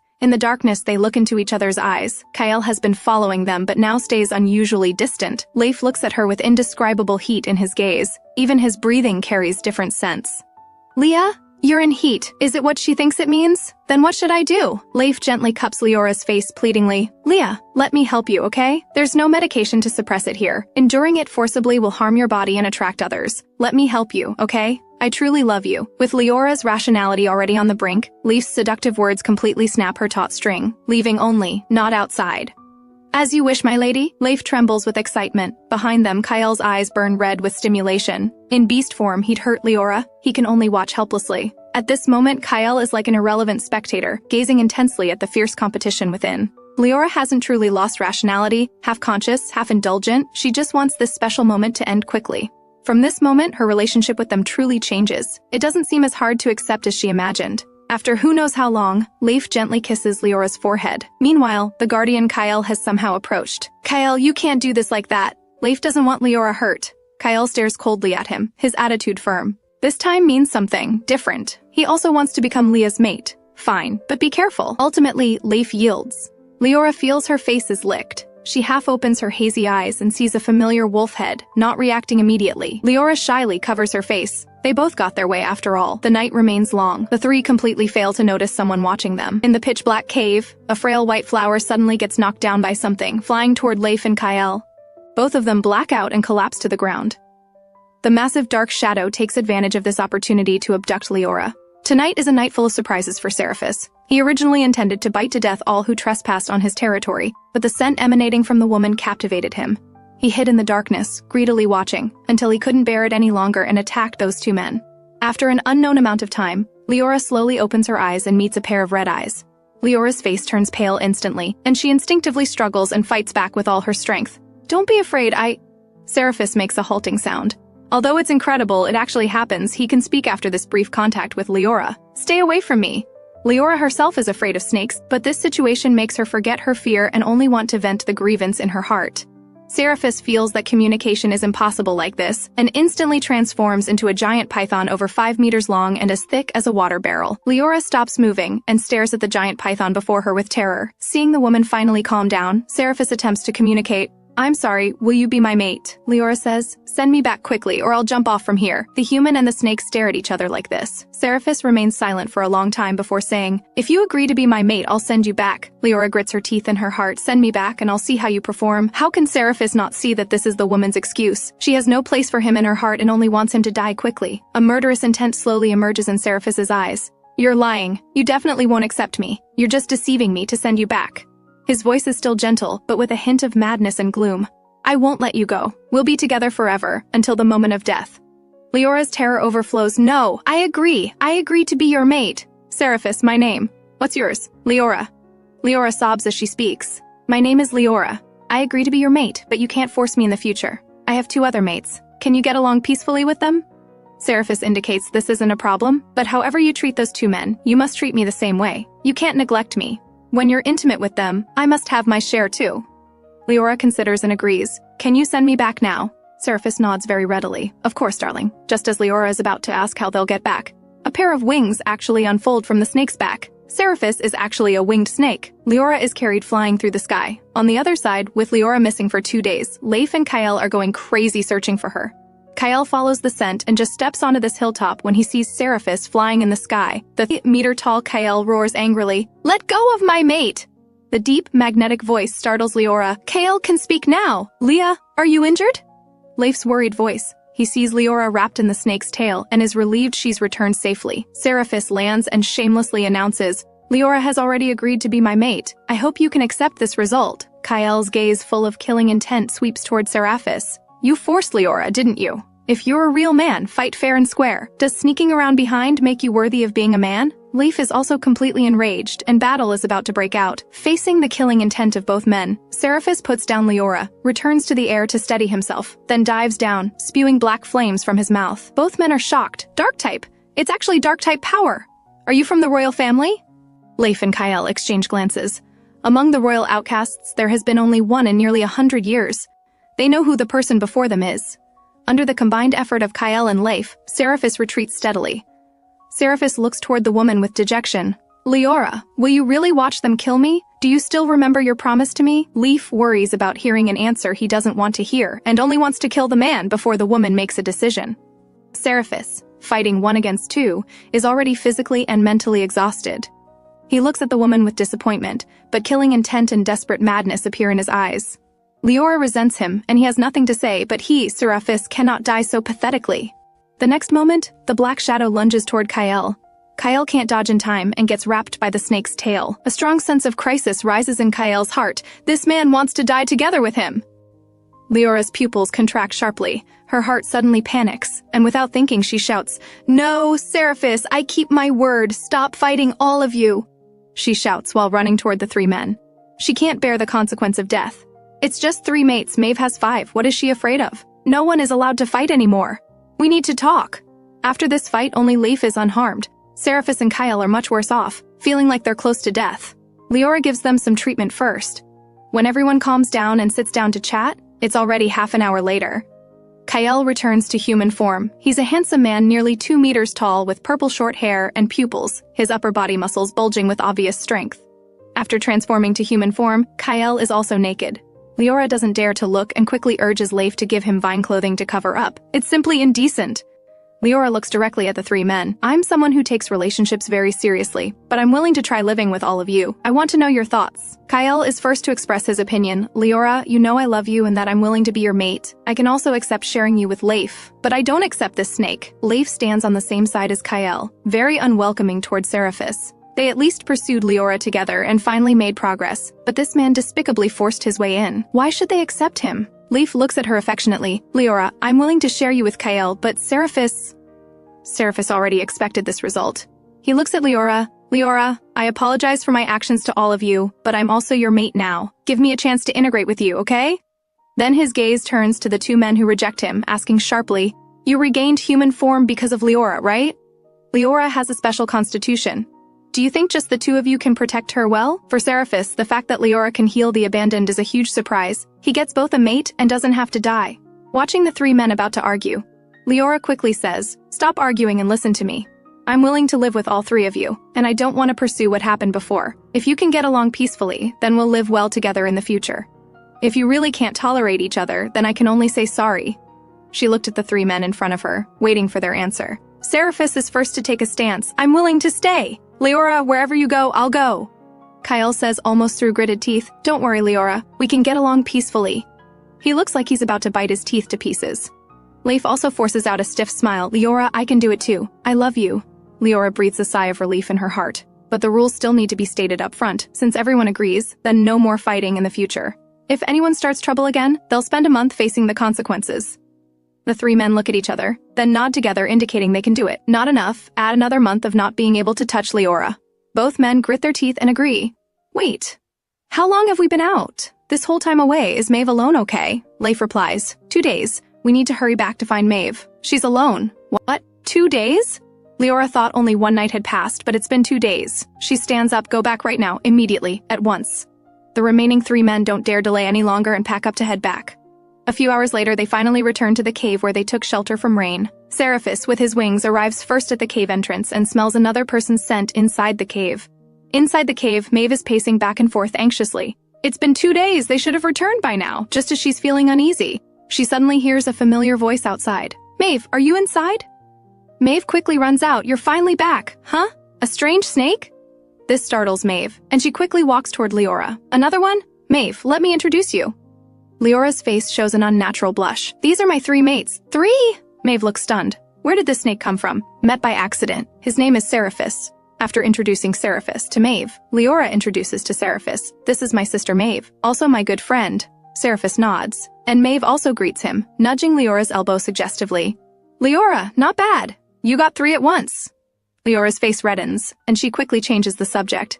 Let's not talk about that. Mave, how have you been these 2 days? Sorry we came back so late. Mave waves her hand with a wry smile. Don't worry, I'm a level 6 power user after all. Hunting for myself isn't a problem. Did you encounter any danger these 2 days? Leora shakes her head. At this moment, Kyle says, let's rest first. Leora has been outside for 2 days and is tired. Mave is immediately surprised. Kyle, you can talk now too? Kyle nods his wolf head coolly. Great. What do you look like in human form? Let me see. Mave looks at the wolf expectantly. Kyle also wants to show off. He runs toward the trees, but halfway there he turns back. Leif, come with me. Without Leif's sleeves, he'd still have to run naked. A minute later, 2 handsome men with different temperaments walk over. Leora looks at the approaching men and can't help but gasp. They're really handsome. Leora, do I look good? Kyle runs toward the woman. Sarapus sneers inwardly with such ordinary looks, how dare he ask. He mercilessly disparages. Leora, he looks so average you don't need to comfort him against your conscience. Kyle's face immediately darkens. No matter how ordinary I am, I still look better than your snakehead. Mave watches their interaction and can't help laughing. Leora, you're really lucky. Leif and Kyle are quite handsome men. Kyle grins smugly. Mave has good taste. Mave's gaze moves to the snake. Why does the name Sarapus sound so familiar? Kyle reminds her. Mave, Sarapus is from the royal family. Guess his identity? What? From the royal family? Both Mave and Leora are stunned. Sarapus doesn't think his identity is anything shameful, it's just somewhat embarrassing to have become one of the abandoned. He says calmly, I have a sister named Elizabeth. Mave immediately shows shock. Elizabeth is Her Majesty the Queen's name. You're Prince Sarapus? That's why she found this. Name so familiar, the ancient winged serpent royal clan isn't something just anyone can impersonate. As the royal family's only prince, Sarapus showed amazing talent from birth. After coming of age, he continuously fought on battlefields, making considerable contributions to the empire and reaching level 9 at a young age. Not only was he powerful, but he also perfectly inherited the excellent genes of the queen. He was very handsome and was the ideal mate choice in women's hearts at the time. Who would have thought his final fate would be so lamentable? Like his older brother, this prince couldn't find a suitable mate due to his excessive power. Under public pressure, Her Majesty had to send her only brother to Vammo. After that, Her Majesty visited Vammo almost every year to see him, until one year when Her Majesty returned from Vammo looking devastated, saying she had lost track of the prince. After that, Her Majesty never went there again. Mave takes a deep breath and formally reintroduces herself. Prince Sarapus. Hello. I am Count Mave Ashford, personally appointed by Her Majesty. Sarapus shows surprise in his eyes. A count? How did you end up on planet Vammo? Mave coughs awkwardly. I'm ashamed to say I was framed. Mave, this is planet Vammo. There are no princes here. Save the status talk for when we return to the Empire. Kyle mocks unceremoniously. Sarapus looks at him indifferently. Which family are you from? Your power is decent, but I haven't seen you. You're probably not from the same generation, right? This makes Kyle laugh coldly. I'm from St. Row Academy, class 109. I don't have your princely fame, but I arrived at Vamo before you. Leaf nearby suddenly says, I'm also from class 109, but from Starlith Academy. This makes Leora look at the three men strangely. How old are all of you? This question makes all three men feel guilty, and Mave's expression also freezes slightly. Sarapus tentatively asks, Leah, how old are you this year? Leora says, I'm 22. What about you? Leif coughs uncomfortably. Leora, we plants have the longest lifespan among all races. With my power level, my prime years will last at least 500 years. I'm over 130 this year. To Leora's shock, she's completely dumbfounded. What? Over 100 years old? Oh my god. Leif is actually her grandfather's generation. Kyle says vaguely, I'm also just over 100, but younger than Leif. Sarapus looks at the sky. I'm 20. Leora is about to go crazy. How did she end up with 3 old guys? Mave has to explain. Actually, it's fine, Leora. Over 100 is still young for us. They can live to at least 500, and male mates are generally older than us. My first mate was 50 years older than me. He was already an adult when I wasn't even born. Looking at Leora's expression, Leif says anxiously, Sorry, Leora, please don't dislike us. Sarapus also indicates, darling, our winged serpent royal clan's lifespan isn't much shorter than plants. Don't worry. Kyle also nods. Leora, I'm also in my prime. Leora waves her hands tearfully. I know. Let me process this for a couple days. I just didn't expect you all to be so much older than me. The 3 men fall silent. Leif changes the subject. Weren't we supposed to go back today? Should we eat something first? The salt mountain is nearby. Kyle, you go get salt first. We'll set off after filling our stomachs. Okay. Kyle and Leif split into 2 groups. Before leaving, they glance at Sarapus, protect them well, then both men leave. About half an hour later. Leif and Kyle both return with full loads, carrying a large bundle of coarse salt wrapped in thick leaves.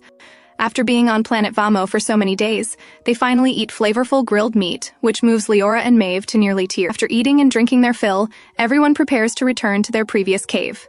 They travel the same way as before, with Leora and Mave sitting on Leif's treetop, except their group has added one more member. Sarapus naturally follows Leora, and they travel smoothly all the way. Just when they're not far from their destination, everyone suddenly stops. Kale leaps to the front, looking toward the cave with a serious expression. Someone occupied our territory after we left. Kale frowns. The scents are mixed. There are at least 5 individuals. Why so many? Leora is a bit worried.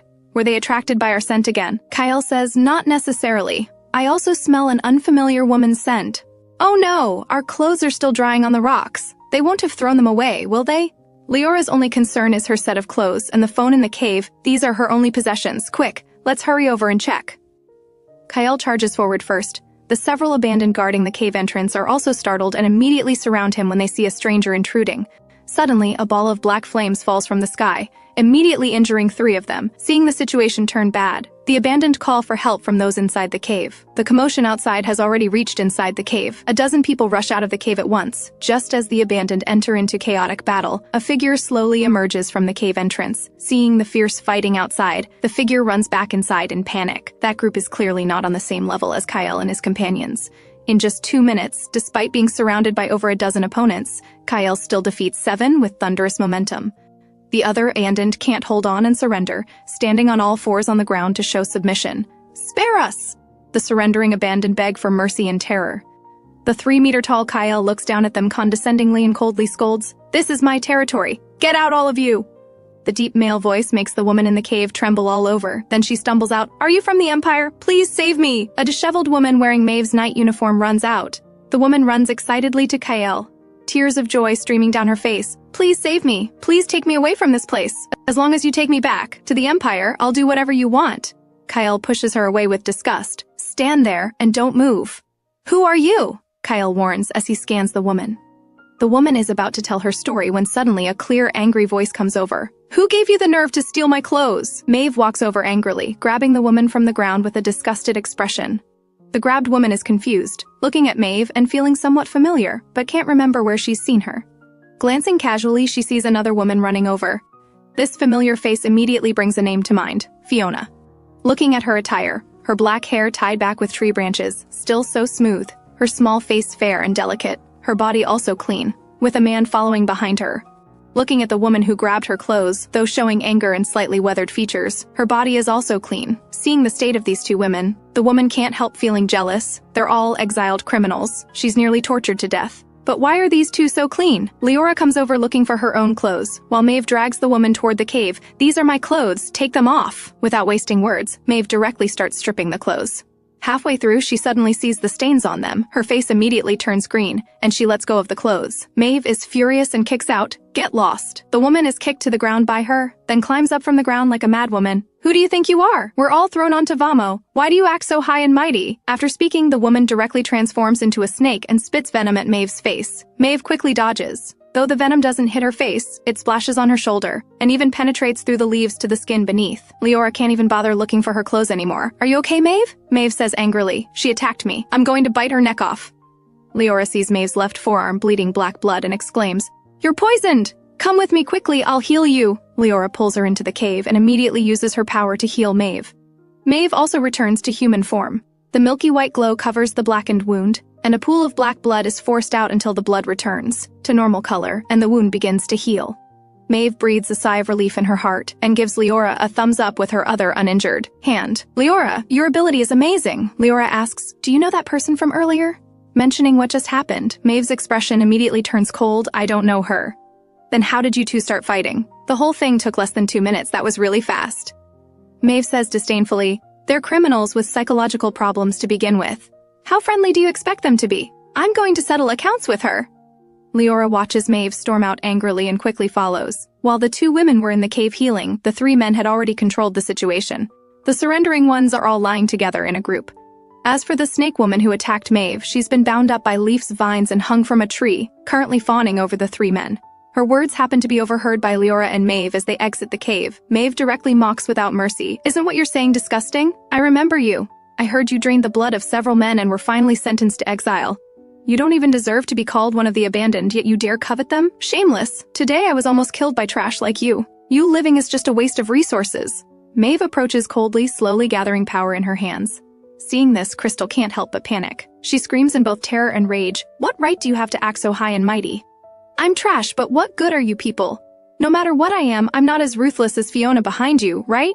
She skinned men alive and even cut off men's organs to soak in wine." Leif and Kyle know Leora isn't Fiona, but are still shocked by the viciousness Crystal describes. Sarapus, who doesn't know the full story, doesn't think of connecting this to Leora and isn't particularly surprised in his heart. Leora's expression also changes. That Fiona, who looks similar to her, is actually so twisted. Only Mave remains expressionless, continuing to approach step by step. She takes out a burning fire arrow and without a word of nonsense, shoots it toward Crystal's vital spot. Crystal stares with unwilling eyes wide open. She's burned to death just like that, dying rather horribly. Leora turns her gaze elsewhere, thinking that Mave is really efficient in her revenge. Mave claps her hands lightly. The most disgusting parasite of the Empire should have died long ago. After Crystal's death, Kyle tells the other abandoned to get lost. Meanwhile, Leora also finds her clothes torn beyond recognition in the wild grass outside, crouching on the ground with a light sigh. Leif walks over, his voice full of heartache. "Leora, don't be sad. I'll buy you many more and better clothes in the future." Leora nods silently. The clothes were already torn anyway, and wouldn't have lasted more than a few days. There's nothing to regret. "Leif, don't you know how to process animal hides? Let's start tomorrow then."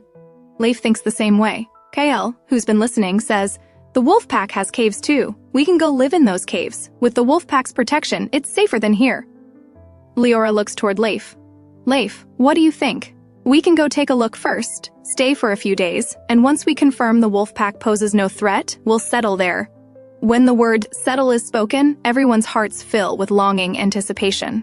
Finally, they'll have a home. Leif sighs with emotion. "Leora, thank you. You make me look forward to our future home." "Me too." Kael's purple pupils suddenly become gentle. Though Sarapus says nothing, the anticipation in his eyes is genuine.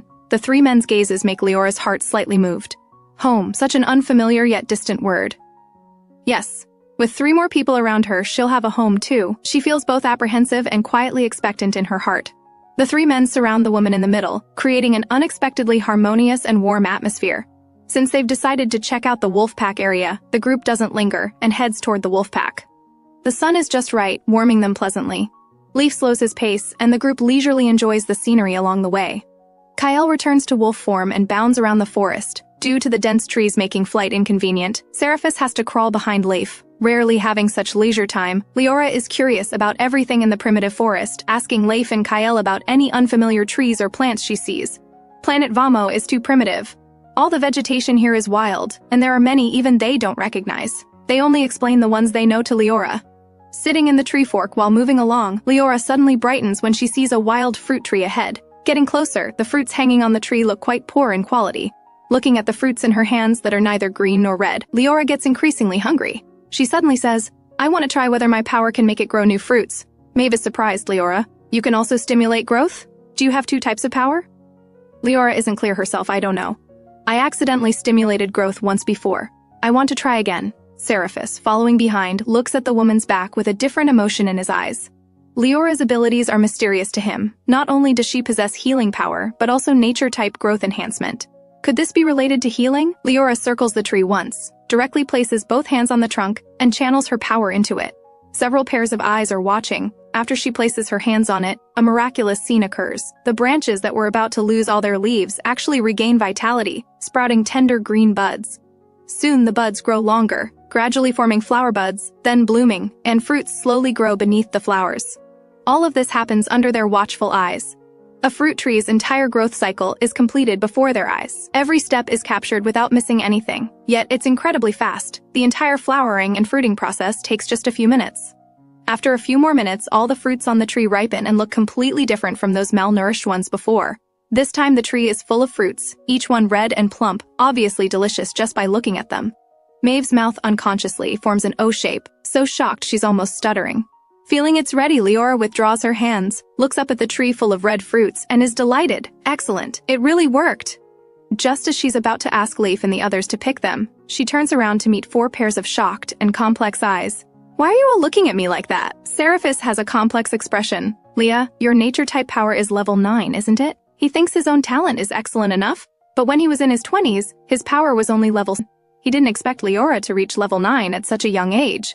Kyle opens and closes his mouth, feeling inferior facing such an excellent mate. Leif is better off since he was already mentally prepared, with Leora's mental power stronger than his. Level 9 power isn't strange. Mave doesn't know what to say anymore. Having witnessed such exceptional talent, Leora doesn't understand. "I don't know what level my power is. What's wrong?" Looking at the woman's bewildered expression, Sarapus falls silent, as does Kyle. Besides shock, he only feels pride and smugness. Is such an excellent woman his mate? Mave says with complexity. "Leah, do you know? If others saw what you just did, they'd go crazy, stimulating a fruit tree to full growth in such a short time. Do you find it strenuous?" "Not really. Is there something wrong with my method? Leora doesn't find it tiring at all, including when she purified Leif and the others before. She only feels mentally fatigued if she doesn't sleep, but otherwise doesn't notice anything else. Mave shakes her head, her eyes showing faint envy. I don't have the ability to comment on anything. Leora, you might be a genius. Leora is amused by her reaction. What genius? We're all family here. Leora, your power might be more important than any of our powers. Mave speaks seriously and solemnly, with Kyle nodding in strong agreement. Leora feels a bit elated from the praise and gains more confidence in her power. Shouldn't we be picking fruits to eat now? They look so tempting. Leif asks, Leora, would you like to go up and pick them yourself? Leora sounds regretful. I'd like to, but I can't climb trees. Leif smiles indulgently. That's simple. A vine that's been waiting wraps around the woman's slim waist and steadily lifts her up. Leora stands on a fork in the branches, holding the trunk with both hands, her eyes sparkling with excitement as she looks at the fruits on the tree. Leif, help me prepare a large leaf to hold the fruits. Leif quickly creates a large leaf bowl. Kyle, who has returned to human form, also plays his part, holding the leaf and looking up. Leah, throw them down here when you've picked them, and I'll catch them. Leora nods happily, while Sarapus on the side can only watch this scene enviously. Unfortunately, he hasn't recovered yet and can't join in. However, Leif's technique truly shatters his understanding. This is the first time he's seen power used this way. Having had little contact with plants, he doesn't understand much. Can all plants use their powers like this? He vaguely feels that perhaps only Leif can achieve this level. Maybe his noble status and talent far exceeding his peers made him too arrogant, not realizing the Empire still has excellent people like Kyle and Leif. In terms of pure strength, Kyle is a notch below him, but Leif is hard to judge. Soon the container is filled with red fruits, estimated to be over 30 pounds. The fruits are truly delicious, but there are simply too many to pick. They haven't even picked 1/10 of them. Kyle looks at the tree regretfully. We can't carry all of these. Leora has already eaten her fill of fruit and waves her hand carelessly. Why would we need to take them all? Let's leave these for other small animals. We can eat them anytime we want. The group, satisfied with their harvest, can finally set off. More than 10 minutes later, they arrive at the wolf pack. Both sides are very alert. Leif and Sarapus tightly protect the two women behind them, ready to attack at any sign of trouble. The wolf pack is more straightforward. As long as Kyle doesn't give orders, they won't move. Kyle howls toward the wolf pack in his wolf form, and the pack responds with howls. As for what they're communicating, only they know. After the howling, the wolves make way. Kyle then runs behind a tree to transform back to human form. When Kyle appears in human form, the wolf subordinates look at their alpha with burning eyes. My God, what miracle has happened? Kyle pulls Leora to his side. He announces to the wolves, this is my mate, Leora. From now on, you must respect her as you respect me. Use your own lives to protect her safety. If I find anyone daring to have designs on my mate, you know the consequences.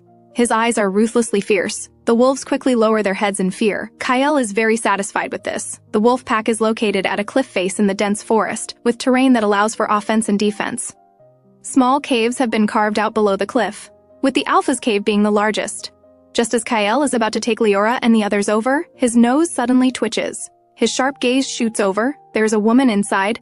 The wolves exchange glances, looking somewhat guilty.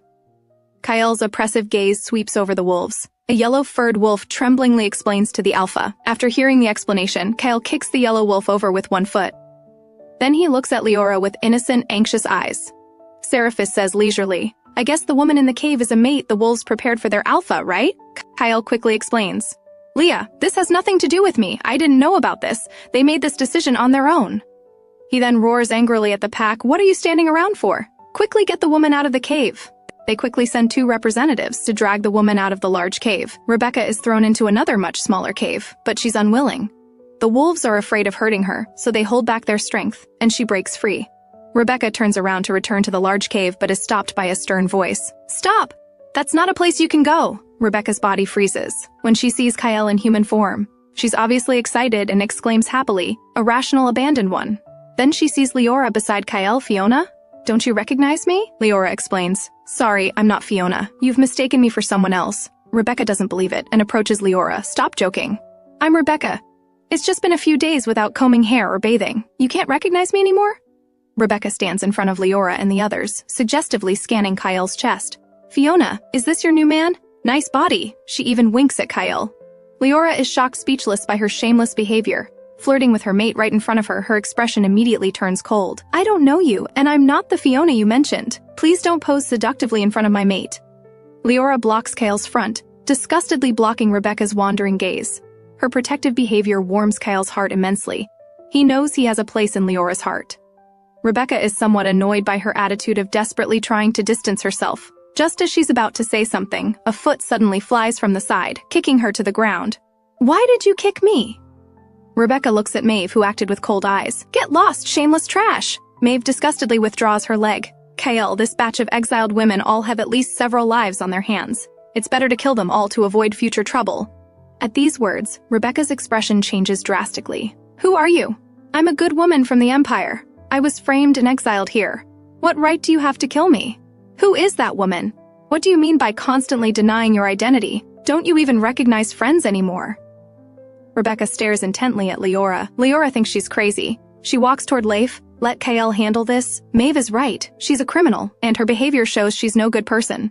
Seeing his mate unhappy and walking away, Kyle naturally transfers his anger to Rebecca. Killing intent surges in his eyes as he considers whether to kill her or throw her out. Rebecca is frightened by Kyle's gaze. Seeing he really wants to listen to the woman and kill her, panic flashes in her eyes. She shouts, "I haven't done anything. Why should you kill me?" Suddenly she thinks of something and looks angrily at Leora. "Fiona, you want to kill me to silence me, don't you? You're afraid your current mates will learn about what you did before, aren't you?"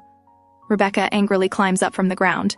Mave is so speechless she laughs. "I see you're not only blind but deaf. You can't even recognize your own friend correctly. Look carefully. Is that the Fiona you know? And the person who wants to kill you is me. Did you hear clearly?" Rebecca doesn't understand how she offended this red-haired woman. Looking again at the silent Fiona, those unfamiliar yet clear eyes are indeed different from the Fiona she knew. Rebecca shouts unwillingly, "You can't kill me! I have no grudge against you! Why would you touch me?" Rebecca looks at the wolves behind her. Not a shred of manly responsibility. No wonder you can't find mates and ended up as abandoned. Rebecca curses angrily in her heart. In fact, the other wolves were torn as well. They could see the alpha wanted the woman dead, but they really didn't want her to die. They want to intervene, but fear making the alpha angry. Caught in a dilemma, Kyle naturally sees the desire in his subordinate's eyes and hesitates. In the pack, a woman's presence can stabilize the pack's madness rate. At this moment, a wolf actually hesitantly blocks Rebecca's front, looking at the alpha with fearful, yet pleading eyes, trying to persuade Kyle. Kyle frowns at Mave. Must she be killed?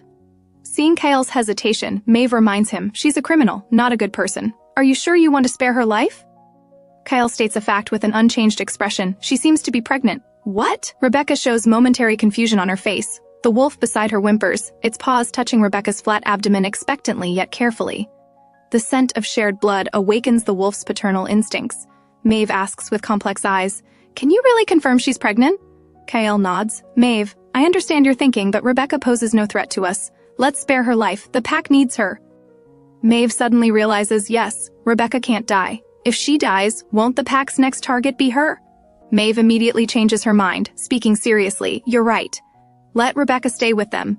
Seeing Mave no longer insisting, Leora's worried heart also relaxes. Hearing them change their minds, Rebecca also breathes a sigh of relief, retracting her venomous gaze and touching her abdomen with disbelief.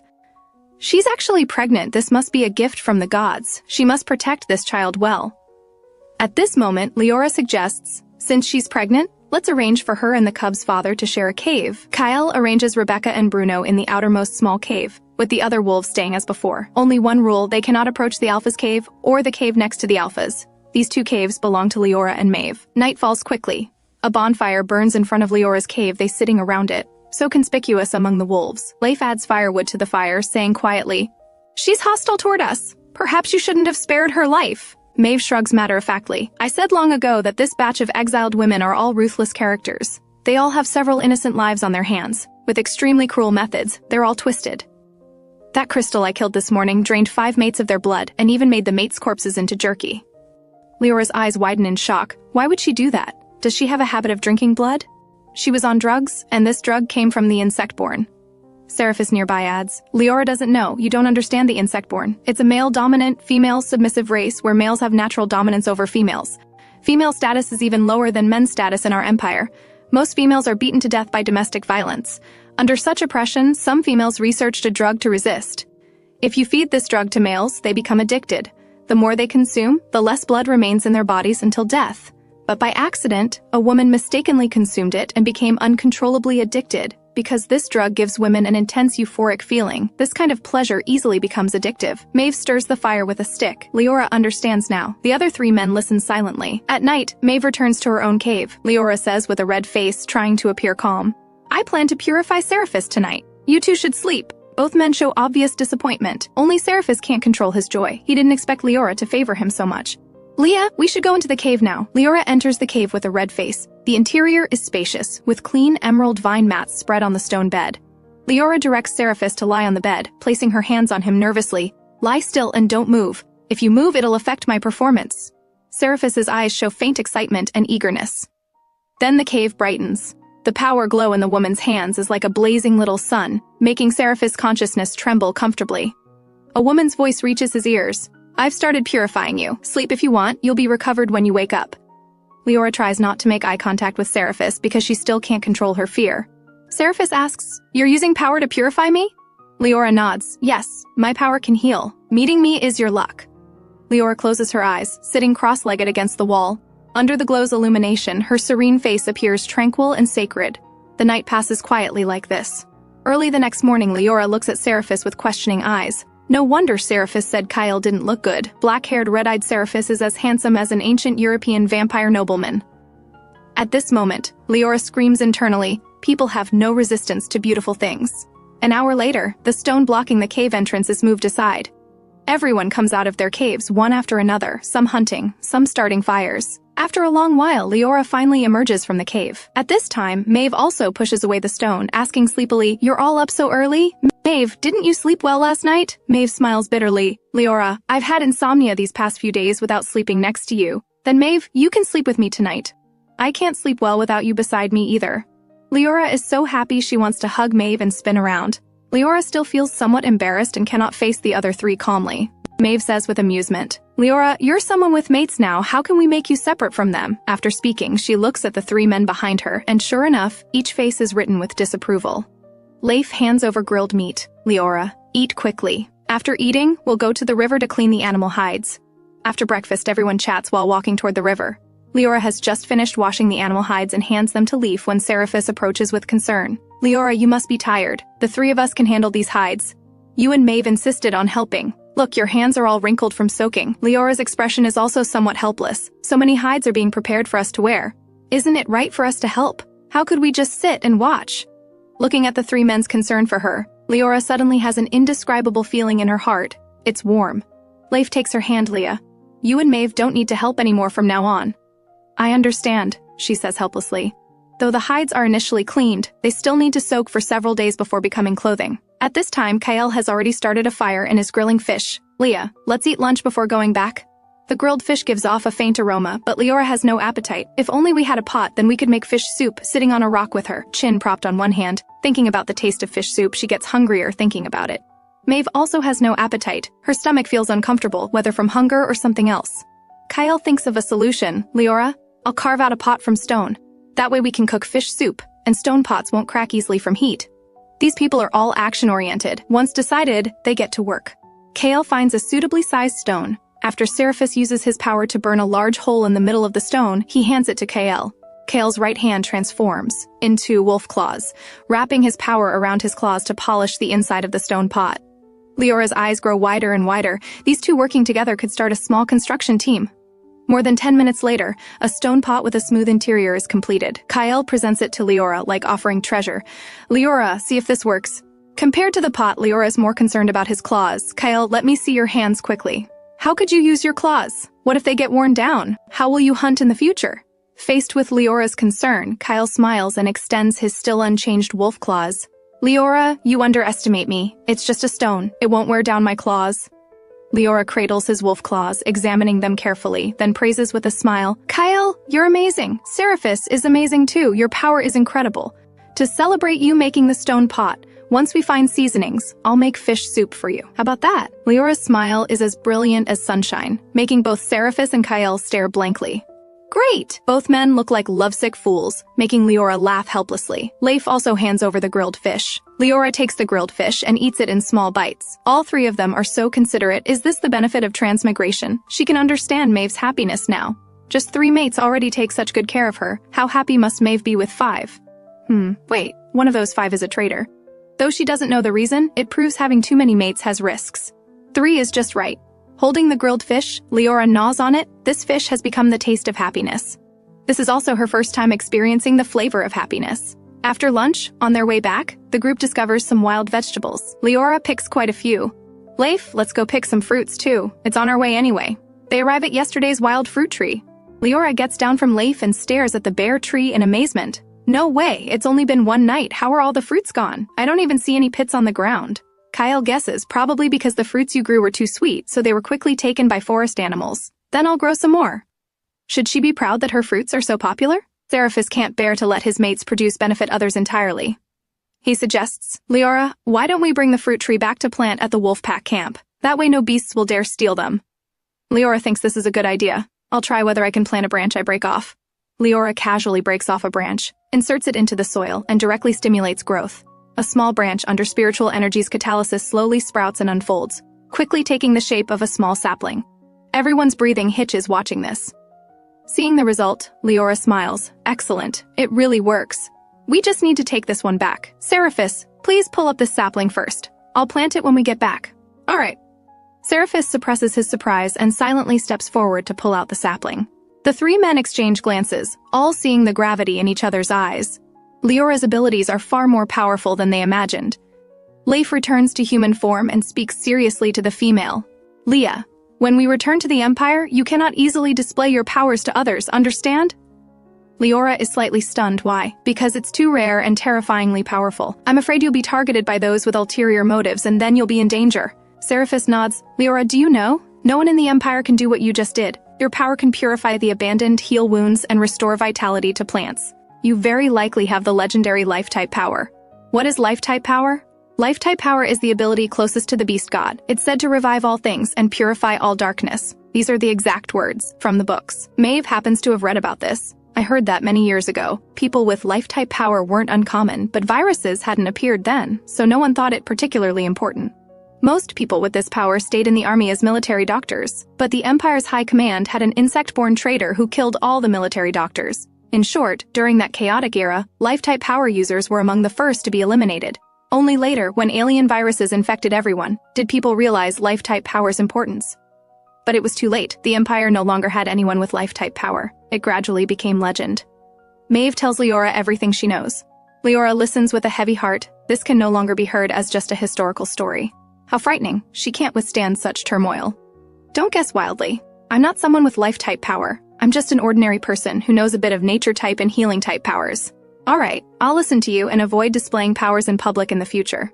Now that we've pulled up the sapling, shouldn't we head back? Leora's avoidant attitude seems somewhat like denial to Mave and Sarapus, but it's really not good news. Better not to scare Leora. Good, let's go back now.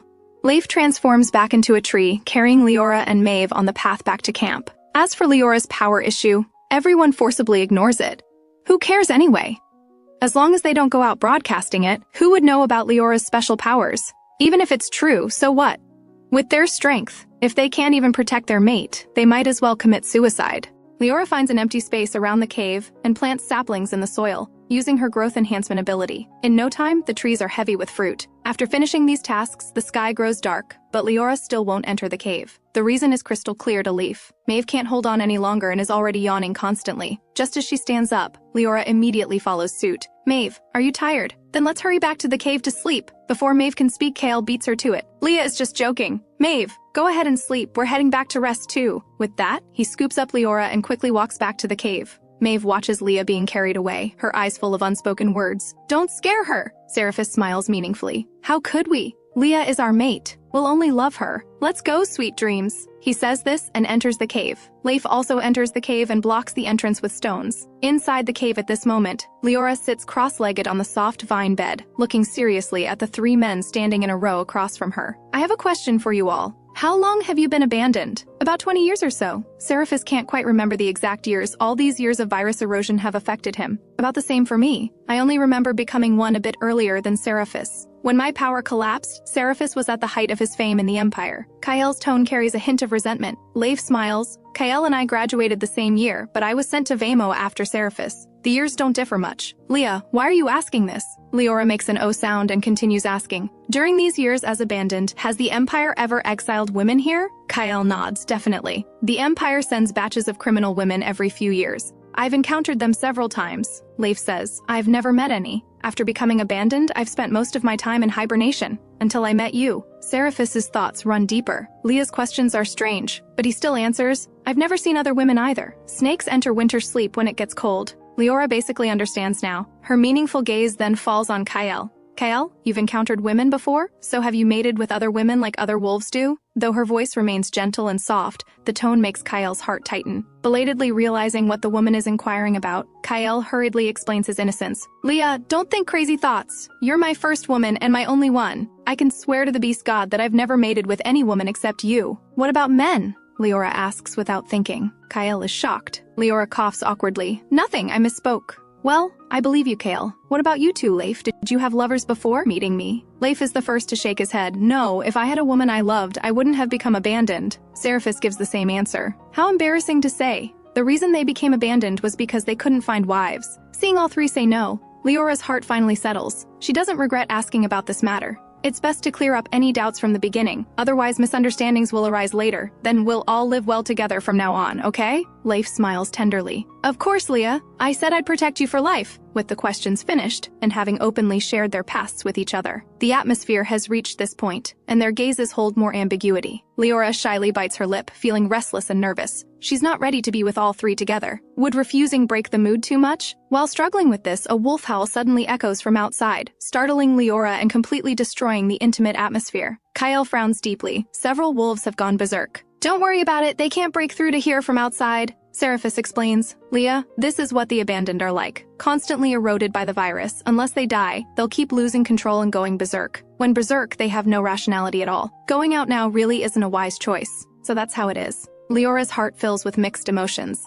If she hadn't appeared, would these three have ended up the same way? The wolves outside howl heart-wrenchingly, accompanied by sounds of heavy objects colliding and various trees breaking. The sounds make Leora's heart race with fear. From the sounds, it's not just one wolf. Suddenly, a slightly panicked voice comes from the neighboring cave. Leah, can you hear me? The wolves outside have gone berserk. What should we do now? Kyle responds. Don't worry, Mave. Stay hidden in the cave and don't come out. Before he finishes speaking, there's a loud crash and Mave lets out a scream. The three men's expressions change dramatically. Kyle immediately says, Leif, Sarapus, stay here and guard Leah. I'll go save Mave. Mave in the cave has already been dragged out by a berserk wolf. Just as she's about to be torn apart by multiple wolves, Kyle instantly transforms into his wolf form, roars and rescues Mave from the wolves' claws, throwing her into their cave. Then he charges into the wolf pack, driving all the berserk wolves away. The berserk wolves roll on the ground in pain, frantically hitting their heads against things to relieve the needle-like pain. While rolling around, one hits a tree and a bright red fruit falls down. The wolf bites and crushes the fruit. When the sweet juice flows down its throat, the needle-like headache actually eases for a moment, like discovering a new world. The wolf's blood-red pupils lock onto the fruit tree before it, swallowing fruit after fruit. As the fruits enter its stomach, the headache slowly fades and its rationality becomes clearer. The wolf is overjoyed by this discovery and immediately howls loudly, calling all its companions to come eat the fruit. When Kyle returns injured, the remaining wolves have already eaten all the fruit from the tree. But Kyle doesn't mind this. Instead, he hurries back to the cave. Leah, are you all okay? Leora has just finished treating Mave. She shakes her head with lingering fear. We're fine. Leif and Sarapus protected us, so no wolves got in. Mave was hurt a bit, but I just finished healing her. While speaking, she examines Kyle's body, seeing the man's body covered in small wounds. She can't help but exclaim, Oh my god! Kyle, you're seriously injured! Come sit down so I can treat you! Kyle waves his hand. These are minor wounds, no big deal. I'll get treatment later. Let me go make arrangements first. Kyle feels very guilty. When deciding to settle with the wolf pack, he overlooked this fatal problem. The abandoned can't avoid going berserk. Wolfpack berserking is very dangerous. Kyle is already considering whether to move away from here. Lost in thought, he walks up to the wolf pack. Seeing the wolves eating fruit with unsatisfied expressions, he frowns and asks, How do you feel? If you can't control yourselves, get away from the camp immediately and come back after you've vented. Hearing their alpha's words, the wolf who first discovered the fruit's benefits points at the fruit tree and howls. Kyle is instantly amazed. What? Are you telling the truth? Your heads really stopped hurting after eating the fruit? The wolves nod heavily, chattering about how comfortable they felt after eating the fruit. Kyle is very surprised. The fruit tree was grown by Leah. Could these fruits also have purification abilities? Kyle turns back to the cave. Leah, the fruit you grew seems to also purify the abandoned. He explains the wolves' reactions after eating the fruit. Leora is stunned. Really? That's great. Then they should recover to normal after eating them, right? Kyle and Leif exchange glances. Leah, do you really want to help them purify? Leora nods without hesitation. Since I have this ability, naturally I'll help when I can. Starting tomorrow, I'll begin growing fruit until they're completely healed. With the wolf pack's berserking incident concluded, Leora's tense nerves finally relaxed. The drowsiness that disappeared earlier returns with a vengeance. Leora and Mave sleep in the cave while the three men stand guard outside. Day gradually breaks, and Leora and Mave wake to the smell of roasted meat. After breakfast, Sarapus and Mave accompany Leora to use growth enhancement. One fruit tree's fruit clearly isn't enough for dozens of wolves. Leora simply grows several more trees, even enhancing the half-dead wild vegetables on the ground. In just 1 hour, she not only ripens fruit from 5 trees but also grows a large patch of wild vegetables. Looking at Leora's face, there's still no sign of fatigue. Clearly this hasn't reached her limit. Leora stops her ability and stands up from the vegetable patch. Where is everyone? Leora thought Sarapus and Mave were right beside her. Who knew that when she looked up mid-sentence, she found herself surrounded by wild vegetables, while those two were still standing under the fruit trees. Her current position is at least 100 meters from the fruit trees, like a small farm. Sarapus sees her finally stop. Leah, this is too much. You don't need to continue. Leora looks at herself surrounded by vegetables and calls out to them helplessly. I know, but I seem unable to get out now. Back in the cave, Sarapus frowns. I think you shouldn't grow plants during the day anymore. Wait until those wolves are asleep at night, to avoid unnecessary trouble. That's fine with me. It doesn't take much time anyway. Leif sits at the stone table and takes a bite of roasted meat, suddenly saying, When I came back just now, I faintly smelled unfamiliar abandoned scents nearby. Did you notice? Kyle and Sarapus frown. We didn't notice. I'll patrol outside after lunch. Kyle doesn't take it seriously. No abandoned would be stupid enough to provoke a wolf pack. Night gradually deepens. The wolves who ate the vegetables lie sleeping in the vegetable patch, sleeping sweetly. They also miss this magical moment. The vegetable patch that had been eaten clean during the day is now growing frantically, until it grows to about the same size as during the day before stopping. Leora is carried back to the cave by Sarapus. Leah, how do you feel? Are you tired? Not tired really, just feels like doing something sneaky in the middle of the night. Leah, you're the kindest person I've ever met. Sarapus gently brushes the hair blown by wind behind her ear. It's so late. I'm tired and want to sleep first. You should rest too. At the cave entrance, Leora purses her lips and tries to push the three men toward the side cave. The moment her hand touches Leif's arm, she's pulled into Kyle's embrace. Leah, since you can't sleep, how about we take you to see the stars? Leora's heart races from the breath by her ear. Blushing, she says, When did I say I couldn't sleep? I'm so tired. Let's talk tomorrow. Leah, tomorrow night might not have such beautiful stars. Leif grabs her hand, his gaze carrying a hint of unusual heat. Sarapus says nothing, just swallows hard. Leora's heart becomes more flustered. Why does she feel that going out won't be as simple as stargazing? Leah, please don't refuse us, okay? Kyle shows puppy dog eyes. Though he's in human form now, Leora seems to see his drooping ears. In the end, Leora is half persuaded, half coerced into being taken away by Sarapus and Kyle. To ensure Mave has a good sleep, Leif thoughtfully blocks the cave entrance with stones. Night becomes quiet again. Mave, who is sleeping lightly in the cave, finally relaxes her brow and silently complains about these three men. Leora is taken by the three men over 1,000 meters from the Wolfpack camp. She knew stargazing was their excuse. These three clearly intended. Just thinking about what might happen next makes Leora's heart race like a startled deer. Meanwhile, the Wolfpack camp experiences unprecedented tranquility. The wolves sleep in the lush vegetable patch. A breeze blows, and a wolf wakes alertly from sleep. It's quickly amazed by the vegetable patch before its eyes. My god, this must be a gift from the beast god. The grassland eaten clean during the day has somehow grown new grass again. The feasting wolves completely fail to notice that 200 meters away from them, under the wild fruit tree, lurks a sneaky black shadow. The fruit on the tree disappears rapidly, and soon it becomes bare. If someone approached the fruit tree now, they would see a huge black mouth on the other side of the tree, with white teeth occasionally flashing coldly. Just as he's about to eat from another tree, he suddenly smells a rich, sweet scent coming from the cave not far behind him. Dark brown pupils flash with longing and hesitation. The cave has a very strong woman's scent. The stone blocking the cave is easily pushed aside by him, his fur blending with the night. Mave, sleeping on the stone bed, senses danger in her dreams. She groggily tries to wake up, but loses consciousness completely before opening her eyes. Bran shoulders the woman and quickly flees the Wolfpack camp. Without the cave and stones as barriers, the woman's scent reaches the wolves' noses. One wolf hesitantly approaches the cave. The alpha isn't here? Realizing this, the wolf becomes much bolder. But before getting close to the cave, he smells an unfamiliar scent. The wolf leaps into the cave like a sword. Sure enough, the cave is empty, but there's a very unfamiliar male scent. He immediately guesses that another abandoned has stolen the woman right under the Wolfpack's nose. The wolf howls to the sky. This howl wakes all the wolves. All wolves are howling. Some run outside, and wolf howls echo through the forest. On the other side, Kale is being intimate with Leora when the wolf howls reach them. Kale pauses, Sarapus and Leif shield Leora. Go check what's wrong with your wolf pack again. Kale glances at them both and shoots out like lightning. After Kale leaves, Leora's eyes are still somewhat hazy. Leif and Sarapus snuggle close to her. After a while, Leora recovers somewhat. At this moment, Kale returns with a serious expression. Something happened at camp. Mave has been stolen by another abandoned. How could this happen? Leora asks urgently. An abandoned snuck into camp while the wolves were sleeping and stole Mave, but didn't get far. The wolf pack is now following the scent trail. Leah, you and Leif stay here while I go chase that abandoned. Then go quickly. Make sure to rescue Mave. Sarapus, you can fly. Go with him. What if there are several abandoned who took Mave? You two can watch each other's backs. Alright, we will definitely find Mave. With that, both men speed away. Leif gently embraces Leora's shoulders. Don't worry, Leah. Mave wasn't taken long ago. With Kyle and Sarapus' abilities, there aren't many abandoned who can match them. Let's go back and wait. Okay. Leora watches the direction they left, feeling uneasy and restless. She can only silently pray for Mave's safe return. Sitting on Leif's branch with an unsettled mind, Leora suddenly notices small red flowers growing on the branch beside her hand.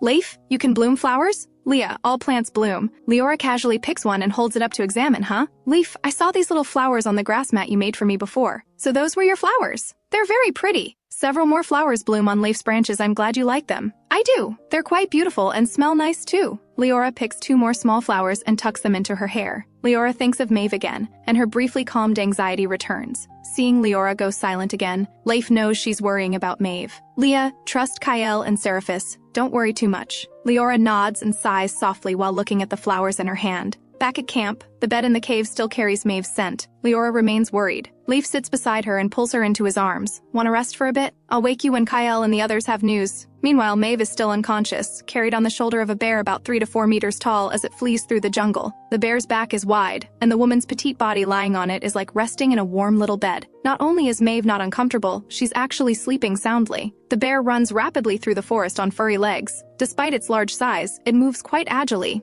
Bran's expression has changed from initial joy to current gravity. He can faintly hear wolf howls and doesn't dare stop, frantically thinking of countermeasures. People with strong abilities have accurate intuition. He vaguely feels the wolf pack pursuing him is formidable. Should he drop the person on his back and escape alone? But surrendering without a fight seems too cowardly. But he knows very clearly that if he's really caught by those wolves, his chances of survival are slim. He's barely survived until now, and sees a glimmer of hope for living. The man hesitates between life and the woman on his back. This choice is truly difficult for him.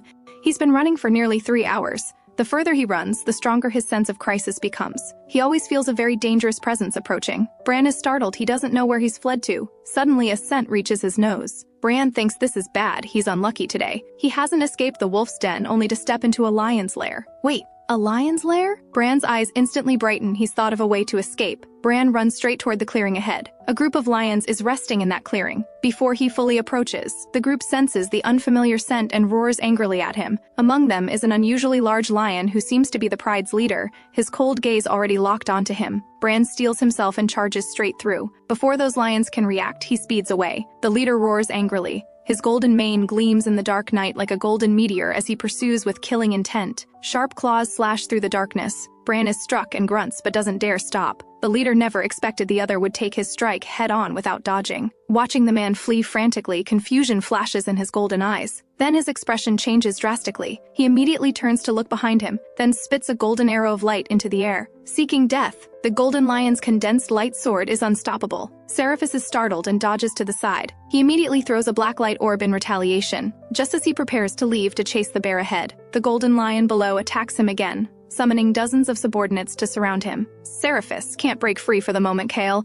Bring your wolf pack to help. His sudden speech startles the attackers. He can talk. This isn't an abandoned? If that's the case, we definitely can't let him go. The pride's attacks become much fiercer, everyone using full strength. Sarapus has trouble holding them off, his expression growing darker, until wolf howls arrive and he finally breathes easier. As Kyle appears, battle breaks out immediately. No one cares about the cause, they just focus on their enemies, determined to make them pay with their lives. How could the Golden Lion leader tolerate such provocation? Facing the combined assault of Kyle and Sarapus, not only is he unafraid, he becomes more excited. Gradually, those blood-red eyes show only slaughter, an earth-shaking roar, and the golden-maned leader's power suddenly surges up a level. Kyle and Sarapus's hearts sink. Oh no, he's gone berserk. The Golden Lion is also level 9 ability, and this level of abandoned going berserk is much harder to handle. Kyle, Mave was taken by a bear. I was about to catch up when this pride of lions surrounded me. I'm afraid that bear has already escaped without a trace. After understanding the situation, Kyle looks serious. Now the most important thing is whether they can successfully escape. While the battle was in full swing here, the bear who successfully escaped feels fortunate. To avoid detection, he doesn't stop running until daybreak when he finally finds a cave. Bran is very happy. Now I have a mate and food. After running all night, I can finally rest. Bran carefully places the unconscious woman on the ground and sits beside her. He's a solitary abandoned who lived freely on his own. Joining a group could solve survival problems, but required bowing to the group leader, making life unpleasant. Before becoming abandoned, he had to grovel to his captain every day to save money. Now that he's abandoned, he refuses to suffer such indignity.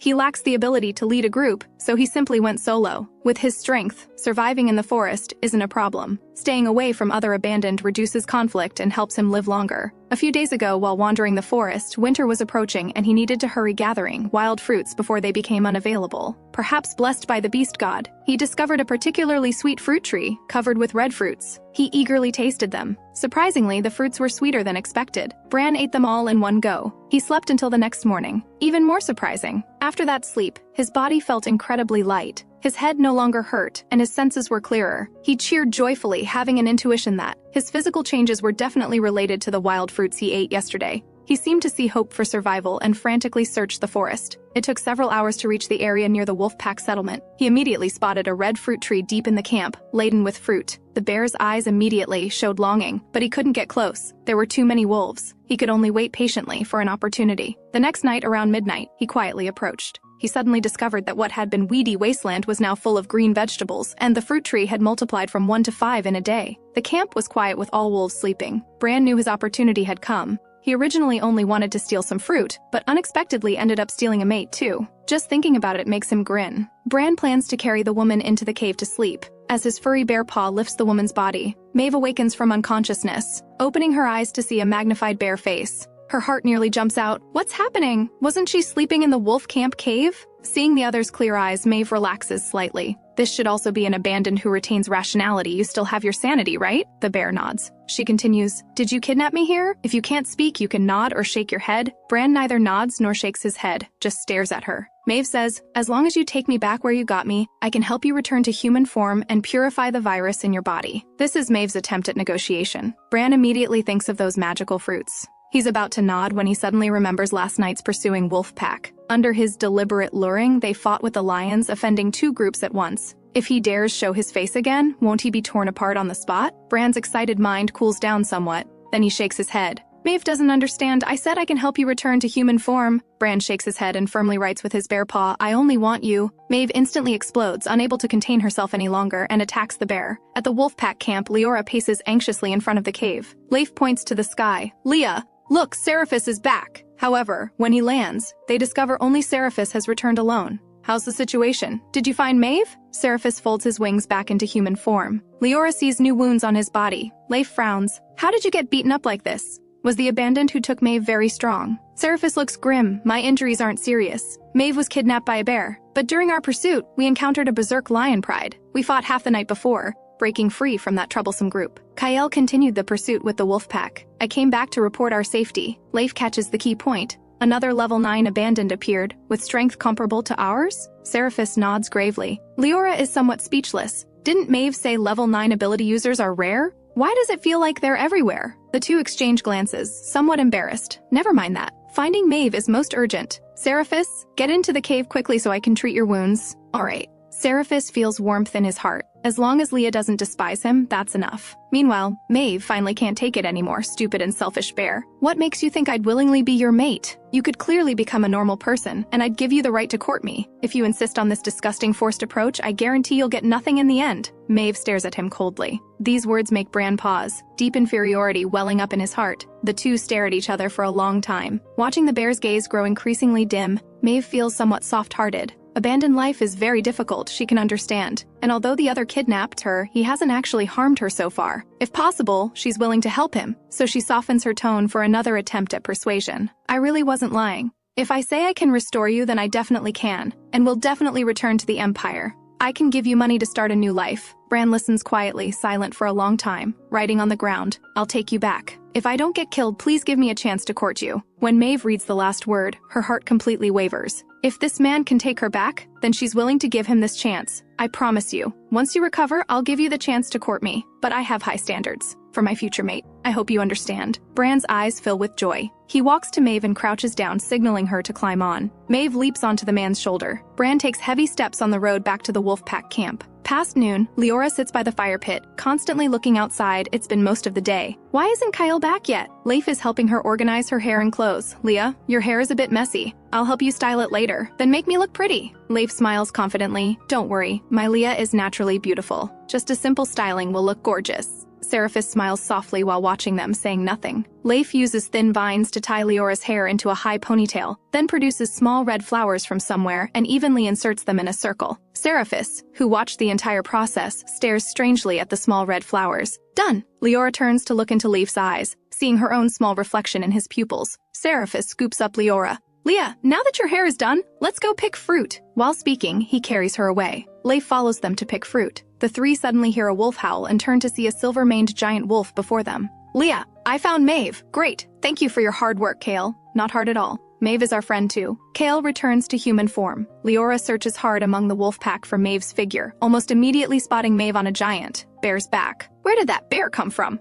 Sarapus says ominously. "He's the abandoned who stole Mave." "Kale, why did you let him follow the wolf pack back?" Kale's expression is complex. Just ask Mave directly. The process is complicated. Mave goes to the cave to change clothes, leaving Bran the bear at a complete loss. The wolf pack immediately surrounds him when Mave leaves, settling both public and private grudges. Bran gets beaten and flees everywhere. His painful bear roars, echoing through the forest. Leora asks Kyle beside her, "Why doesn't that bear run far away?" Kyle explains matter-of-factly because he can't bear to leave. He has designs on Mave, and the bear voluntarily brought Mave back. "I didn't ask for details, we'll ask Mave when she comes out." Sarapus puts his arm around Leora's shoulder. "Leah, don't worry about that bear. Let's go back." The beaten Bran had long expected this situation. He knew returning would face the wolf pack's fury. He was prepared to lose his life, only hoping to see Mave one more time before dying. Leora feels she should inform Mave and runs back to the cave. "Mave! The bear outside is being attacked by the wolf pack. Does it matter if they beat him to death?" Mave, who's changing clothes, is instantly startled. "Quick, get Kale to stop them. Don't let them kill Bran. He didn't do anything to harm me." She says this while hurriedly putting on her dress and running out. "Kale, stop fighting first. Listen to me." Kale roars at the wolf pack, and they reluctantly stop. Bran is already beaten nearly to death. Mave, who rushed over, sees this and her heart skips a beat. She immediately crouches down to check the bear's breathing. Though weak, he's still breathing. "Leah!" Mave looks at Leora pleadingly. "Please help him. I'll owe you this favor." Leora says helplessly, "If you'd given a heads up earlier, he wouldn't have been beaten this badly. Everyone move aside and let me treat him." Leora crouches down to treat the bear. Milky white healing light envelops the bear's entire body. Mave softly says thank you. Sarapus glances meaningfully at Kyle, as if saying, "This is your doing?" Your subordinates vented their anger, but Leah has to do the healing. Kyle is also very annoyed, looking at Mave with slight dissatisfaction. Sensing the three men's slightly dissatisfied gazes, Mave can't help but smile bitterly. "Kyle, Leif, Sarapus, thank you. I'm very grateful you came to rescue me. I owe you all a favor." Leif asks, "Why save the man who kidnapped you?" "Bran didn't actually harm me, and he agreed to bring me back after I persuaded him. He's not a bad person, so I want to help him." The three men exchange glances. Kyle says indifferently, "We respect your decision. As fellow abandoned, they can understand the man. After all, didn't they originally capture Leah in the same way? Fortunately, there were no casualties." Mave sincerely thanks them. "Thank you all. You're all good people. Speaking of which, I was knocked unconscious in my sleep." Leora hurriedly explains, "It's partly our fault too. We went stargazing for a while last night, and then you had your incident. Looks like we shouldn't go stargazing anymore. It's not safe. It's all because of these three men. If they hadn't insisted on going, today wouldn't have been such a mess." The guilty three men keep their eyes down and remain silent. Just then, an earth-shaking lion's roar echoes from the forest to the wolfpack camp. As the lion's roar fades, it's followed by various chaotic roars. The expressions of Kyle, Sarapus, and Leif all change. "That lion actually tracked us down." Sarapus immediately scoops up Leora. "Leah, you and Mave hide in the cave and don't come out." Leora is stunned. "What about this bear?" Sarapus frowns. "Carry him to the cave. We can't worry about much else now." He says this while holding Leora with one hand and grabbing Mave with the other, flying toward the cave. Kyle handles moving the man. "Leif, you guard Leah and the others at the cave entrance." Sarapus is about to leave when suddenly a shout comes from outside. "There's me too! Let me hide with you!" Before the three can refuse, Rebecca has already shamelessly run in. "Sarapus really can't stand this person, Leah. Should I throw her out?" Rebecca hurriedly covers her belly and starts wailing, "Don't drive me away! My child hasn't been born yet!" Seeing she's pregnant, Leora says, "Never mind, Sarapus. Let her hide here for a while." Since Leah agrees, Sarapus says nothing more and leaves the cave. As the roars draw closer, Kyle roars and the wolf pack takes the initiative to attack. Soon, a huge golden-maned lion bursts from the forest and lunges at Kyle. They immediately grapple together, with both leaders fighting. The subordinates aren't idle either. Battle has erupted. The golden-maned lion has been severely eroded by the virus. Most of the time, he doesn't know who he is. He only knows he's a leader, the forest's overlord, who won't tolerate any provocation. At this moment, Sarapus launching sneak attacks from above has already filled the golden lion with rage, and the crimson in his eyes deepens again. Kyle can't help but curse. He's going berserk again. "Sarapus, let's lure him away." "Got it." Sarapus has experience with this. However, an unexpected change occurs. Another group of abandoned emerges from nowhere and joins the melee. What's worse is that this suddenly appearing group is allied with the lions. The previously balanced situation immediately becomes one-sided. The berserk golden-maned lion radiates golden light and charges straight toward the camp. Leif immediately transforms into a towering tree, blocking the charging golden-maned figure. The golden lion leader never expected another plant lurking here and engages in combat again. Sarapus immediately joins the battle. Under their combined efforts, the already injured golden lion leader gradually shows signs of exhaustion. Just as victory seems within reach, suddenly the wolf defense line is breached, and a group of berserk abandoned charge toward the camp. Fortunately, Bran has been revived, but he hasn't reacted yet. Mave urges him, "Bran, now that you're recovered, hurry out and help. Remember, the wolves are allies. Beat everyone else to death." Then she pushes the bear outside. Stepping out into a battlefield, the confused bear's eyes instantly clear. At Sarapus's angry shout, he roars and charges in. With Bran's addition, the situation is finally controlled. With the bear gone, the cave entrance is empty and undefended.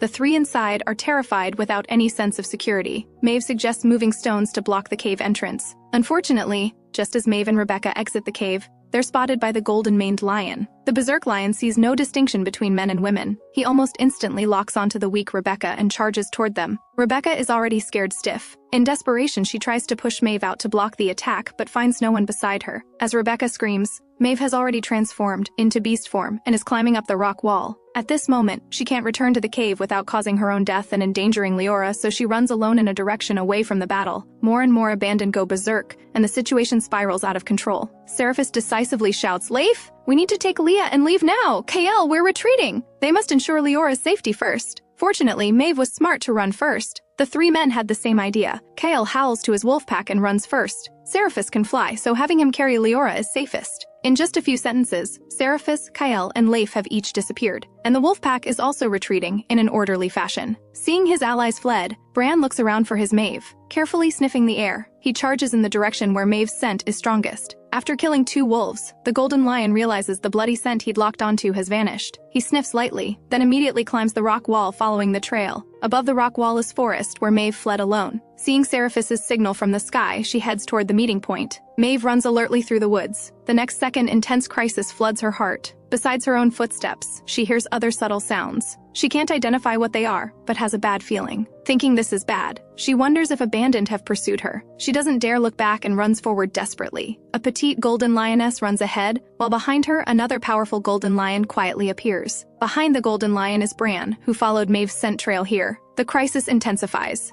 Mave's heart rises to her throat. She knows someone is chasing but doesn't know who. She doesn't dare stop. Worse still, she's running out of stamina. Just as she's thinking of ways to lose her pursuer, something stirs ahead. In a flash, a huge golden lion bursts out. She immediately recognizes this as the Berserk level 9 abandoned. Her heart completely sinks. The lion immediately pounces. The size difference leaves her no chance to resist. She's pinned to the ground. Fresh blood flows into the lion's mouth. The lion's body suddenly freezes, and strange pain flashes in his crimson eyes. Mave cries out in pain, thinking she's about to die, but the lion stops moving and stares at her with an odd gaze. The bloody scent rushes into the lion's nose. Somehow it feels so familiar and appealing. Realizing something, Mave stares in shock. "Big brother? Is that you? Lionel Ashford?" The name Lionel makes the golden lion's eyes fill with deeper pain. His head feels like it's splitting, and he moves away from Mave, rolling on the ground in agony, frantically smashing his head against surrounding trees. Mave covers her neck and stands up. The teeth only pierced her skin without going through, and fortunately didn't hit a major artery. Watching the golden-maned lion practically self-harming,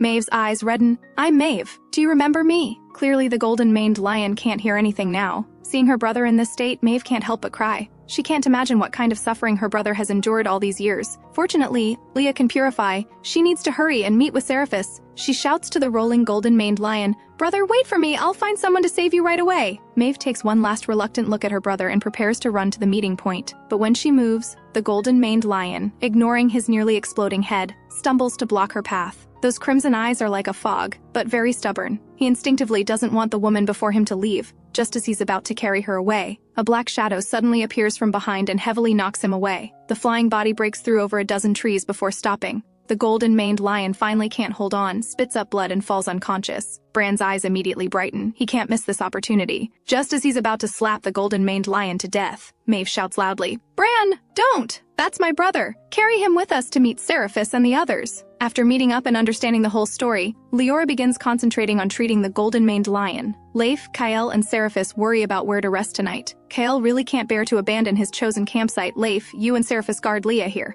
I'll go back and check. If no one's at the camp, we'll return. But Sarapus says, "Let me go back and look. I'm faster than you, and hopefully I can return before dark. Then be careful." Kyle doesn't object. Flying is indeed faster. Kyle's casual concern surprises Sarapus for a moment. "You actually care about me. Never mind, I'm leaving." Sarapus spreads his wings and flies away. Watching enviously, Bran thinks the winged serpent might be royalty. Realizing this makes Bran feel somewhat inferior, with so many excellent men around Mave. Does he have a chance? Even if he doesn't, he must try to make the female accept him. He doesn't want to be alone anymore. That kind of life is too lonely and meaningless. Mave, focused on observing her brother's condition, doesn't notice Bran's state at all. She's looking for anything familiar on the lion. But unfortunately, after so many years, her memories of her brother only remain from his human form. She doesn't know his beast form. If he hadn't smelled her own blood, she might never have recognized him. Leora, concentrating on treatment beside her, rarely shows fatigue. The lion's body is in terrible condition. Purification isn't as easy as with Kyle and the others. But what amazes her is that despite such terrible condition, Lionel could still recognize Mave. His strength must be incredible, completely matching Sarapus and the others. Suddenly, someone touches her forehead. Mave is wiping her sweat. "Thank you," Leora says. Mave shakes her head. "I should thank you. We don't need such formality between us. You accept me as a sister, so your brother is my brother too," Leora says with a smile. Mave smiles. "My brother will be very happy to have another sister when he wakes up." About half an hour later, Sarapus returns. "I checked thoroughly. The camp is destroyed and chaotic, but those berserk abandoned have left. Should we go back now?" Kyle looks at Leora, who's still treating. "Leah, let's go back to camp first." "Okay, let's take Mave's brother too. He's seriously injured and will need long-term treatment." Kyle nods lightly and assigns Bran the task of carrying the golden-maned lion. By the time they return to camp, it's completely dark. The cave is still intact, but the camp area looks like it was bombed. The vegetable patch has become uneven mud pits, and the once thriving fruit trees are now crooked and fallen. Seeing this scene, the wolf pack feels heartbroken. This patch of wild grass was their hope, and now nothing remains. Leif and Sarapus clean up the cave again. After Mave prepares the cave, she has Bran carry the lion inside. Bran in beast form wants to help the busy Leif and others but doesn't know how. He paces anxiously around the cave, ready for Mave's orders, glancing inadvertently toward the crooked fruit trees. His eyes widen in shock. My God, is he hallucinating? The fruit trees were clearly crooked when they returned. During this time cleaning the cave, the trees are somehow laden with fruit again. When did these fruits grow? Could the beast god have secretly sent rewards? The wolf pack, noticing the same thing as Bran, shares his thoughts at this moment. Such a miracle happened right under their noses. Kyle and the others take in the wolf pack's amazement and return to rest in the cave. Leora keeps her contributions secret. When tomorrow's sun rises, it will be another day full of hope.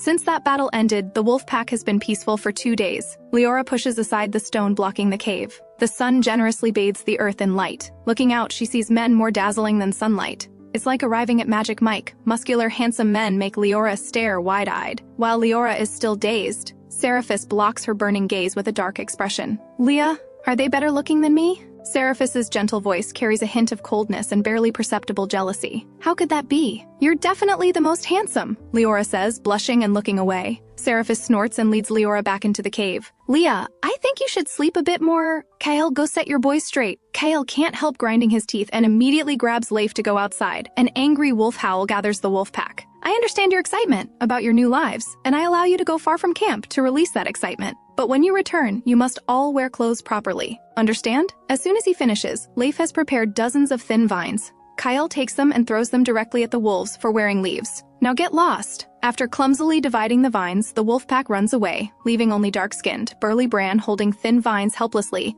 "I'm not a wolf. Do I have to wear clothes too?" Leif looks at him stonily. "Unless you don't want to be a man." Bran shivers and quickly follows the wolf pack's footsteps. Leif and Kyle return to the cave, planning to ask Leora what she wants to eat. But entering the cave, they see Sarapus and Leora snuggled intimately together. This snake really knows how to seize opportunities. In the Empire's capital, the highest-level court, a man in a black suit is denouncing his lady's crimes. Your Majesty, I can confirm I personally witnessed Lady Mave kill Dylan. After discovering I was secretly watching, she wanted to kill me too. Having no choice, I could only flee and report to the police. After describing his lady's crimes, the man covers his face in pain. Harry, what are you saying? How dare you betray your lady? Another man on the bench glares angrily at the speaker. The angry man has gray hair, a tall, sturdy build, fierce eyebrows, and murderous eyes. This is Gareth, Mave's first mate. Your Majesty, Mave is a count you personally appointed. Even if she committed crimes, she should be judged by you, not secretly sent to Vamo. Moreover, the truth hasn't been determined yet. Your Majesty, please allow me to go to Vamo and bring my lady back. Queen's expression is very ugly. Why am I only hearing about this now? Who was responsible for this case? I want to see who has such authority to dare dispose of a count I personally appointed. Everyone can hear the Queen's fury. The various nobles present lower their heads, not daring to breathe heavily. Mave's mother angrily points at Harry. You wretch! Who instructed you to frame my daughter? Harry blushes and argues. I'm not framing anyone. I saw it with my own eyes. Gareth and the others can. Wait, Your Majesty, why not bring Mave back from Vamo for public investigation? Every day's delay puts Mave in more danger. We can't wait any longer. Please grant permission. At this moment, Gareth and his two brothers feel very guilty and panicked. Mave disappeared for several days. They searched many places before learning she'd been exiled to Vamo as a criminal. They nearly destroyed the police station. They knew better than anyone what kind of person their mate was, but never expected the traitor to be right beside them. If Harry hadn't deliberately confused their attention, they wouldn't have taken days to discover Mave's whereabouts. Gareth isn't one to be trifled with either. He immediately informed the Queen, leading to today's trial. At this moment, the official responsible for sending criminals to Vamo rushes in frantically. Queen angrily smashes a cup. Who gave you permission to send the Count to Vamo? The official looks completely bewildered. Your Majesty, wasn't that your personal approval? Queen thinks of something and frowns slightly. Seems like not only does Mave have traitors around her, but her own circle isn't clean either. Queen's expression is stern, smiling coldly. Charles, I'm putting you in charge of investigating this. Someone seems to covet my position. Queen's eyes flash with anger. In 200 years of rule, this is the first time such a thing has happened. Do they think that with no daughter to succeed her, they can finally make their move? The lady's fury makes Charles's eyes sharpen. He surveys all the nobles present with a piercing gaze, and those being observed feel their hearts pounding. The Empire's strongest warrior's pressure is no joke. Before they can speak, Queen has already given orders. Gareth, I grant you temporary command of the Royal 10th Squadron. Take Battleship 758 to retrieve Count Mave. Yes, Your Majesty. Gareth kneels on one knee, then leaves the court with Mave's other two mates. Lionel feels like he had a wonderfully beautiful dream, where he still looked like one of the abandoned, but he no longer felt pain and was frolicking happily. He slowly opens his eyes, and the first thing he sees is a beautiful face. The beautiful woman lies beside him with her eyes closed, sleeping peacefully. Lionel is stunned, staring blankly at the woman for a long while, unable to tell if this is reality or a dream. He doesn't dare to move at all, greedily savoring this moment. Afraid of ruining this beautiful dream, Lionel takes a deep breath, but the next second he frowns slightly. Why does the woman carry the scent of other men? This dream is quite strange. Lionel looks around. He's in a cave. As his senses return, he not only smells various scents in the cave but also faintly hears people talking. What's going on? Is this not a dream? Lionel moves his claws. Leora opens her eyes and is caught off guard by a pair of amber jewel-like eyes. Leora smiles and says, You're finally awake. That's wonderful. I'll go get Mave. With that, she gets up and runs out. Lionel is at a loss. This doesn't seem like a dream. He moves his body, stumbling as he gets up from the ground and walks out of the cave. Leora runs outside and looks around but doesn't see Mave anywhere, while the three men who heard her commotion come running over. Mave went to the river with Bran to wash the hides. Is that lion awake? The three men look over, and Lionel happens to emerge from the cave. The four pairs of eyes meet, and in an instant they can read the lion's thoughts. Sarapus and the others observe for over 10 seconds before feeling slightly relieved. The red in the lion's eyes has completely faded, his expression is clear, it seems he's recovered quite well. Kyle says mockingly, Consider yourself lucky. If it weren't for your good sister, you wouldn't be seeing today's sun. What sister? Lionel looks at them with confusion, his gaze finally settling on Leora. Leora explains to him, Here's the situation. We're Mave's friends. You were severely injured and unconscious for 2 days. Do you remember anything? The lion's eyes remain confused as he thinks to himself, Who is Mave? Leora finds this difficult. Never mind. You should go back to the cave and rest first. Mave will be back soon,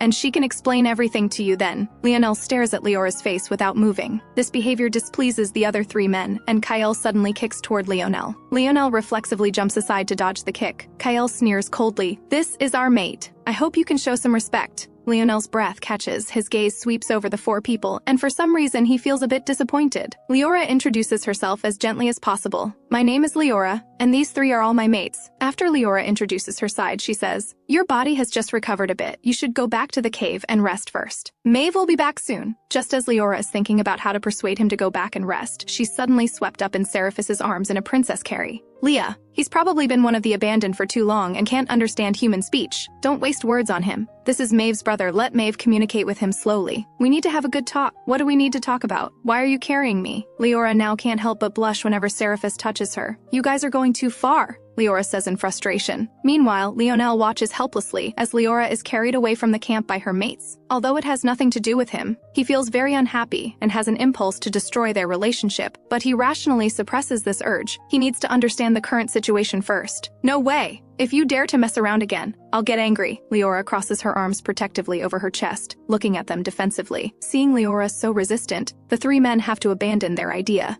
Leif says helplessly, Leah, don't be angry. We won't do anything here today. That's good. She breathes a sigh of relief. Kyle says, Leah, from now on you're not allowed to speak so gently to other men. You were too gentle with him. His eyes were practically glued to you. Leora is speechless. How was I being gentle? I was just speaking normally. Do I speak loudly to you guys? You were just being fierce with us. All three men nod together. Leora is somewhat speechless. Wasn't it because Sarapus suddenly carried me toward the forest? You guys scared me. I want to discuss something with you. Can we not mate for the near future? There are many strangers around recently and I don't like it. Besides, it's getting colder and while you're not afraid of the cold, I am. Just bear with it, we have plenty of time in the future. Leora doesn't resist being intimate with them, but this environment gives her no sense of security. The three men exchange glances and frown slightly. What the woman says is objective fact. They can't harm Leora's body for their own selfish desires. Leif says, all right, Leora, we promise you. We respect your wishes. We'll find a way to return to the Empire as soon as possible and get your life back on track. Leora nods emphatically. That's wonderful. Let's go back. Mave might already be back. The four return to camp chatting and laughing and run into Mave, a bruised Bran, and several members of the wolf pack. Mave, you're back? Her gaze sweeps over the bear people behind Mave. What happened to all of you? Mave notices her gaze and can't help feeling irritated. These wolves are so annoying, following everywhere, won't leave no matter how much you scold or try to shake them off. They start fighting at the slightest disagreement, and poor naive Bran gets ganged up on by them. Don't even mention it, they're driving me crazy. Mave glares angrily at those wolves. The wolves being glared at all have expressions of being ready to take any beating or scolding. If Mave actually had a whip in her hands, these shameless wolves would definitely compete to ask her to whip them first. Leora watches cheerfully. Finally, it's her turn to see Mave's drama. Oh right, I almost forgot. Lionel is awake and should be waiting for you in the cave right now. Really? That's wonderful. Mave shows delight and quickly runs toward the cave. As soon as she moves, the men behind her follow. Bran, carrying a wooden basin filled with animal hides, nods to greet them as he passes by. Leora politely smiles back, watching Mave and the attentive people behind her, her eyes flickering. Who do you think Mave will ultimately choose as her mate? Kale says irresponsibly. Maybe she'll take them all.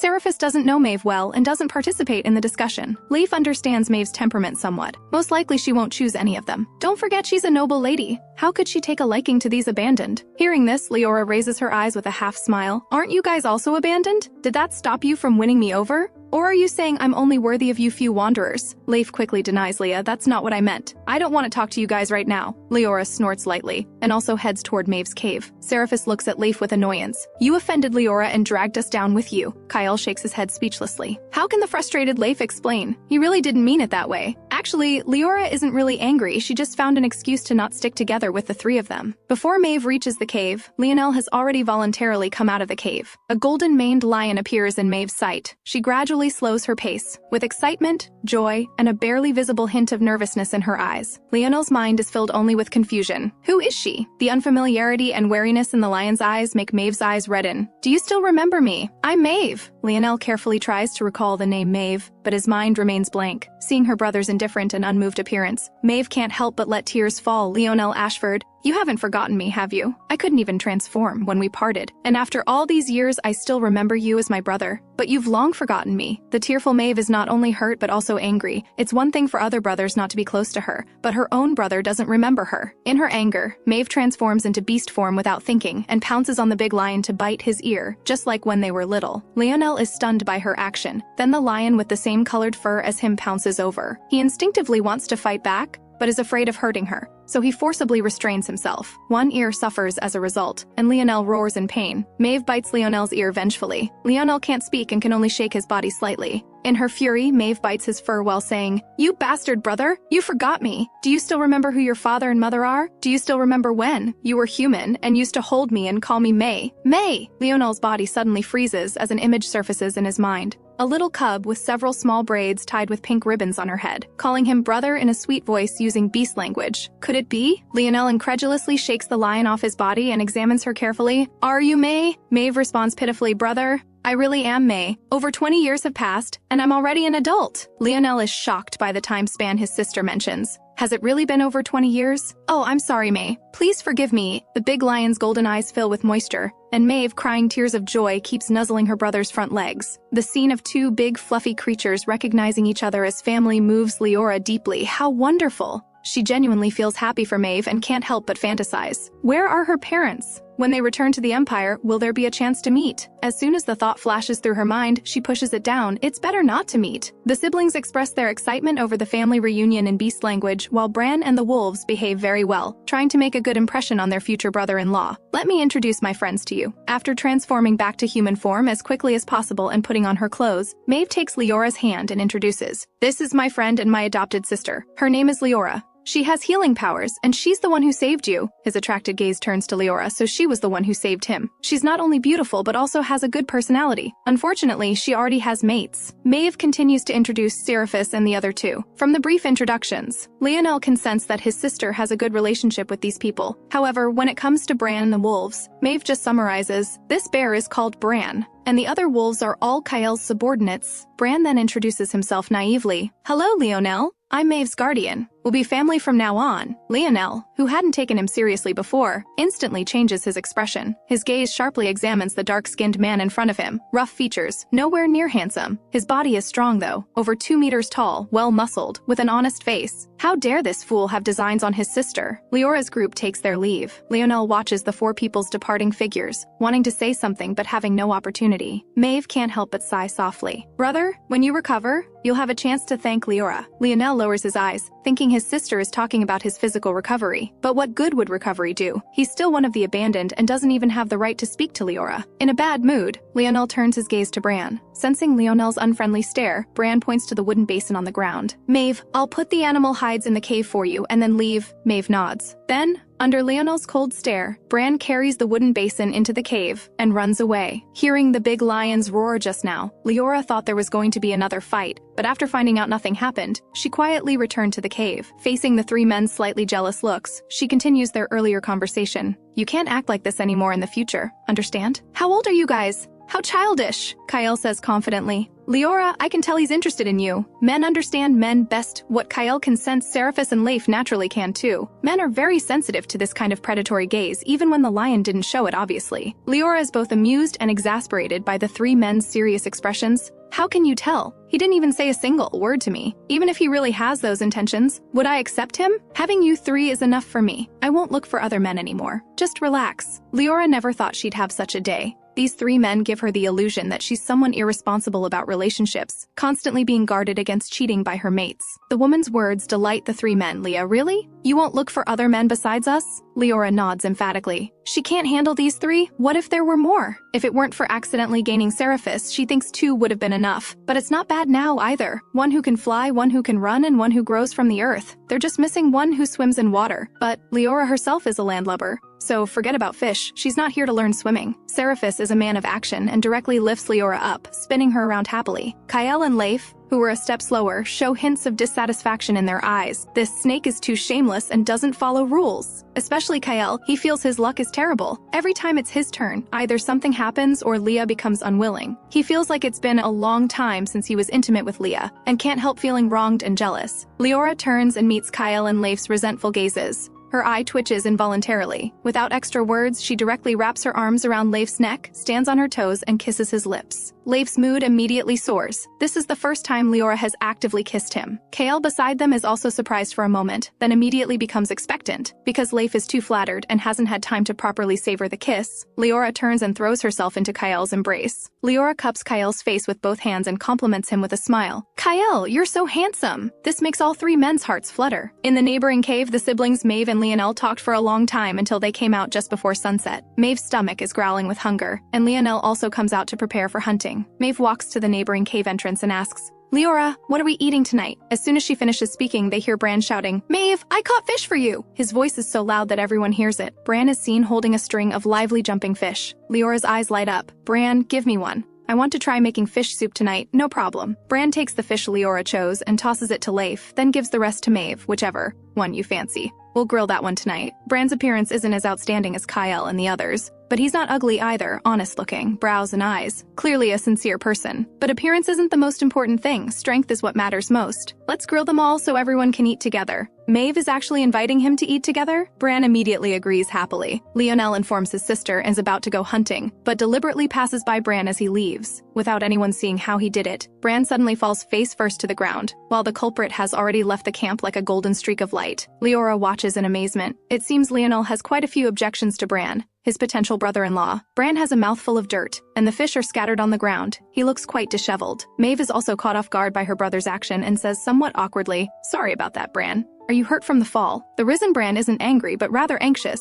"I'm not hurt, but your brother doesn't seem to like me." Maeve shakes her head helplessly. "Bran, don't mind my brother. If my father were here, he'd do something even more dramatic. Don't feel burdened. Whether we're suitable is between us two." Bran's mood instantly brightens, his eyes shining as he nods. "Maeve, you're right. I can understand your brother's behavior. I'll work hard to earn his approval. I'll go clean these fish right away and grill them for you." With that, Bran cheerfully leaves carrying the fish. "Maeve, are you really going to be with Bran?" Maeve shakes her head. "I haven't decided yet. Let things take their natural course." Maeve shrugs. "I'm so hungry. Leah, let's cook quickly." "All right, I'll start the fire. We'll have fish soup tonight and make some stir-fried wild vegetables with eggs." The moisture-laden wild vegetables sizzle on the stone slab. What delicious thing is Leora making? Why does it smell so good? Bran, who went outside to clean the fish scales, comes over following the aroma. As soon as he arrives, Lionel also returns well-fed, carrying a big fat rabbit in his mouth which he drops beside Leora. This is a thank you gift for Leora. Lionel glances at the bowl of steaming stir-fried wild vegetables and eggs, then roars once at the woman. Maeve translates, "Leora, my brother says this is for you. Thanking you for helping heal his injuries." Leora smiles embarrassedly. "Lionel is too kind. Have you eaten your fill? Would you like to try the dish I just made?" The big lion nods his large head without reservation, then shrinks in size and crouches to the side. The glares from Sarapus and the other two are undisguised. How shameless, thinking he can mooch off their meal with just one rabbit. Even though Leah assured them in the afternoon, they just find this guy unpleasant to look at. No one notices the three men's displeasure. Leora and Maeve are quite happy anyway. Meals are more lively with more people. The grilled meat and fish soup are still warming over the fire. Bran moves the cooking stone slab aside and uses the fire below to grill fish. Everyone sits around the fire pit, both warm and lively. Lionel's gaze lingers on Leora's face. Those delicate, rosy cheeks are so out of place with their surroundings. Such a beautiful person should be living in a noble's castle, not in the barren wasteland of Vammo. This afternoon, he learned from his sister why they came to be here. Along with anger comes a deep sense of powerlessness. Having become one of the abandoned, he can do nothing. He can't protect his own sister, let alone send them back. He even wishes Maeve hadn't recognized him, so that in her heart, he would forever remain that strong brother. Not a cursed member of the abandoned, but he's also glad Maeve recognized him, giving him some memorable times for the rest of his life. He's very conflicted. He's long seen that the owners of this wolfpack camp don't welcome him, and with his pride, he should have left already. But he shamelessly continues to stay for Maeve, and also for that heart-stirring feeling from his dream. A few minutes later, all the food is ready. Several people sit around together eating and chatting, their relationships growing much closer. Full and satisfied, Maeve pats her warm belly. "Now this is what I call eating." This belly-patting gesture makes Bran's heart flutter, and his gaze lingers on Maeve more frequently than usual. Leora agrees. "Yes, this meal was so comfortable. Tomorrow we'll continue with fish soup. The weather is already late. Autumn now, but she's still wearing a summer leaf dress. It's really cold at night. These past few nights, she's been curling up in Kyle's arms like a koala to fall asleep." Leif says with concern, "Leah, the animal hide will be mostly dry tomorrow. Once I finish making the clothes, you can wear them." Leora feels secretly excited, finally going to wear fur, after chatting for a while. Leora and Mave each return to their caves to rest. The night wind is cool, and staying outside too long would be cold, so Mave and her brother also return to the cave. Bran stands at the cave entrance, wanting to speak but hesitating. Seeing this, Mave says to Leonel, "You rest first. I'll go chat with Bran for a bit. Don't worry, Bran is an honest man. He won't bully me before I agree to anything." Mave leaves, leaving only her worried brother in the cave watching her departing figure. The two walk out of the camp while chatting, and the wolves behind them are so jealous their faces are about to contort. In the forest, Mave and Bran find a place where the moonlight is particularly bright and stop, looking up together to admire the starry sky. "Mave, I still don't know how many mates you have." 5. Mave's gaze remains fixed on the night sky. Bran's heart aches terribly. Although he's nothing to Mave yet, he's already feeling jealous. Jealous of those 5 men who can share a bed with Mave. Are they all outstanding? Mave nods. Yes, very outstanding. But now only 3 are left. Why? Mave feels she's told this embarrassing story so many times she doesn't want to repeat it. Seeing Mave silent, Bran doesn't dare ask another question, afraid too many questions might annoy her. Despite his decent strength, he's still insecure deep down. But right now Mave just wants to quietly gaze at the moon. Too many things have accumulated in her heart. She needs to breathe or she'll suffocate. She doesn't speak, and Bran doesn't speak either. Mave looks at the starry sky, while Bran only looks at her. They remain silent for a long time, until Mave's neck feels a bit sore, and she looks away. As soon as she turns her head, she meets a pair of eyes full of adoration. Bran knows Mave might be missing her mates back in the Empire, but he doesn't care. "Mave, I love you," Bran blurts out when she looks over.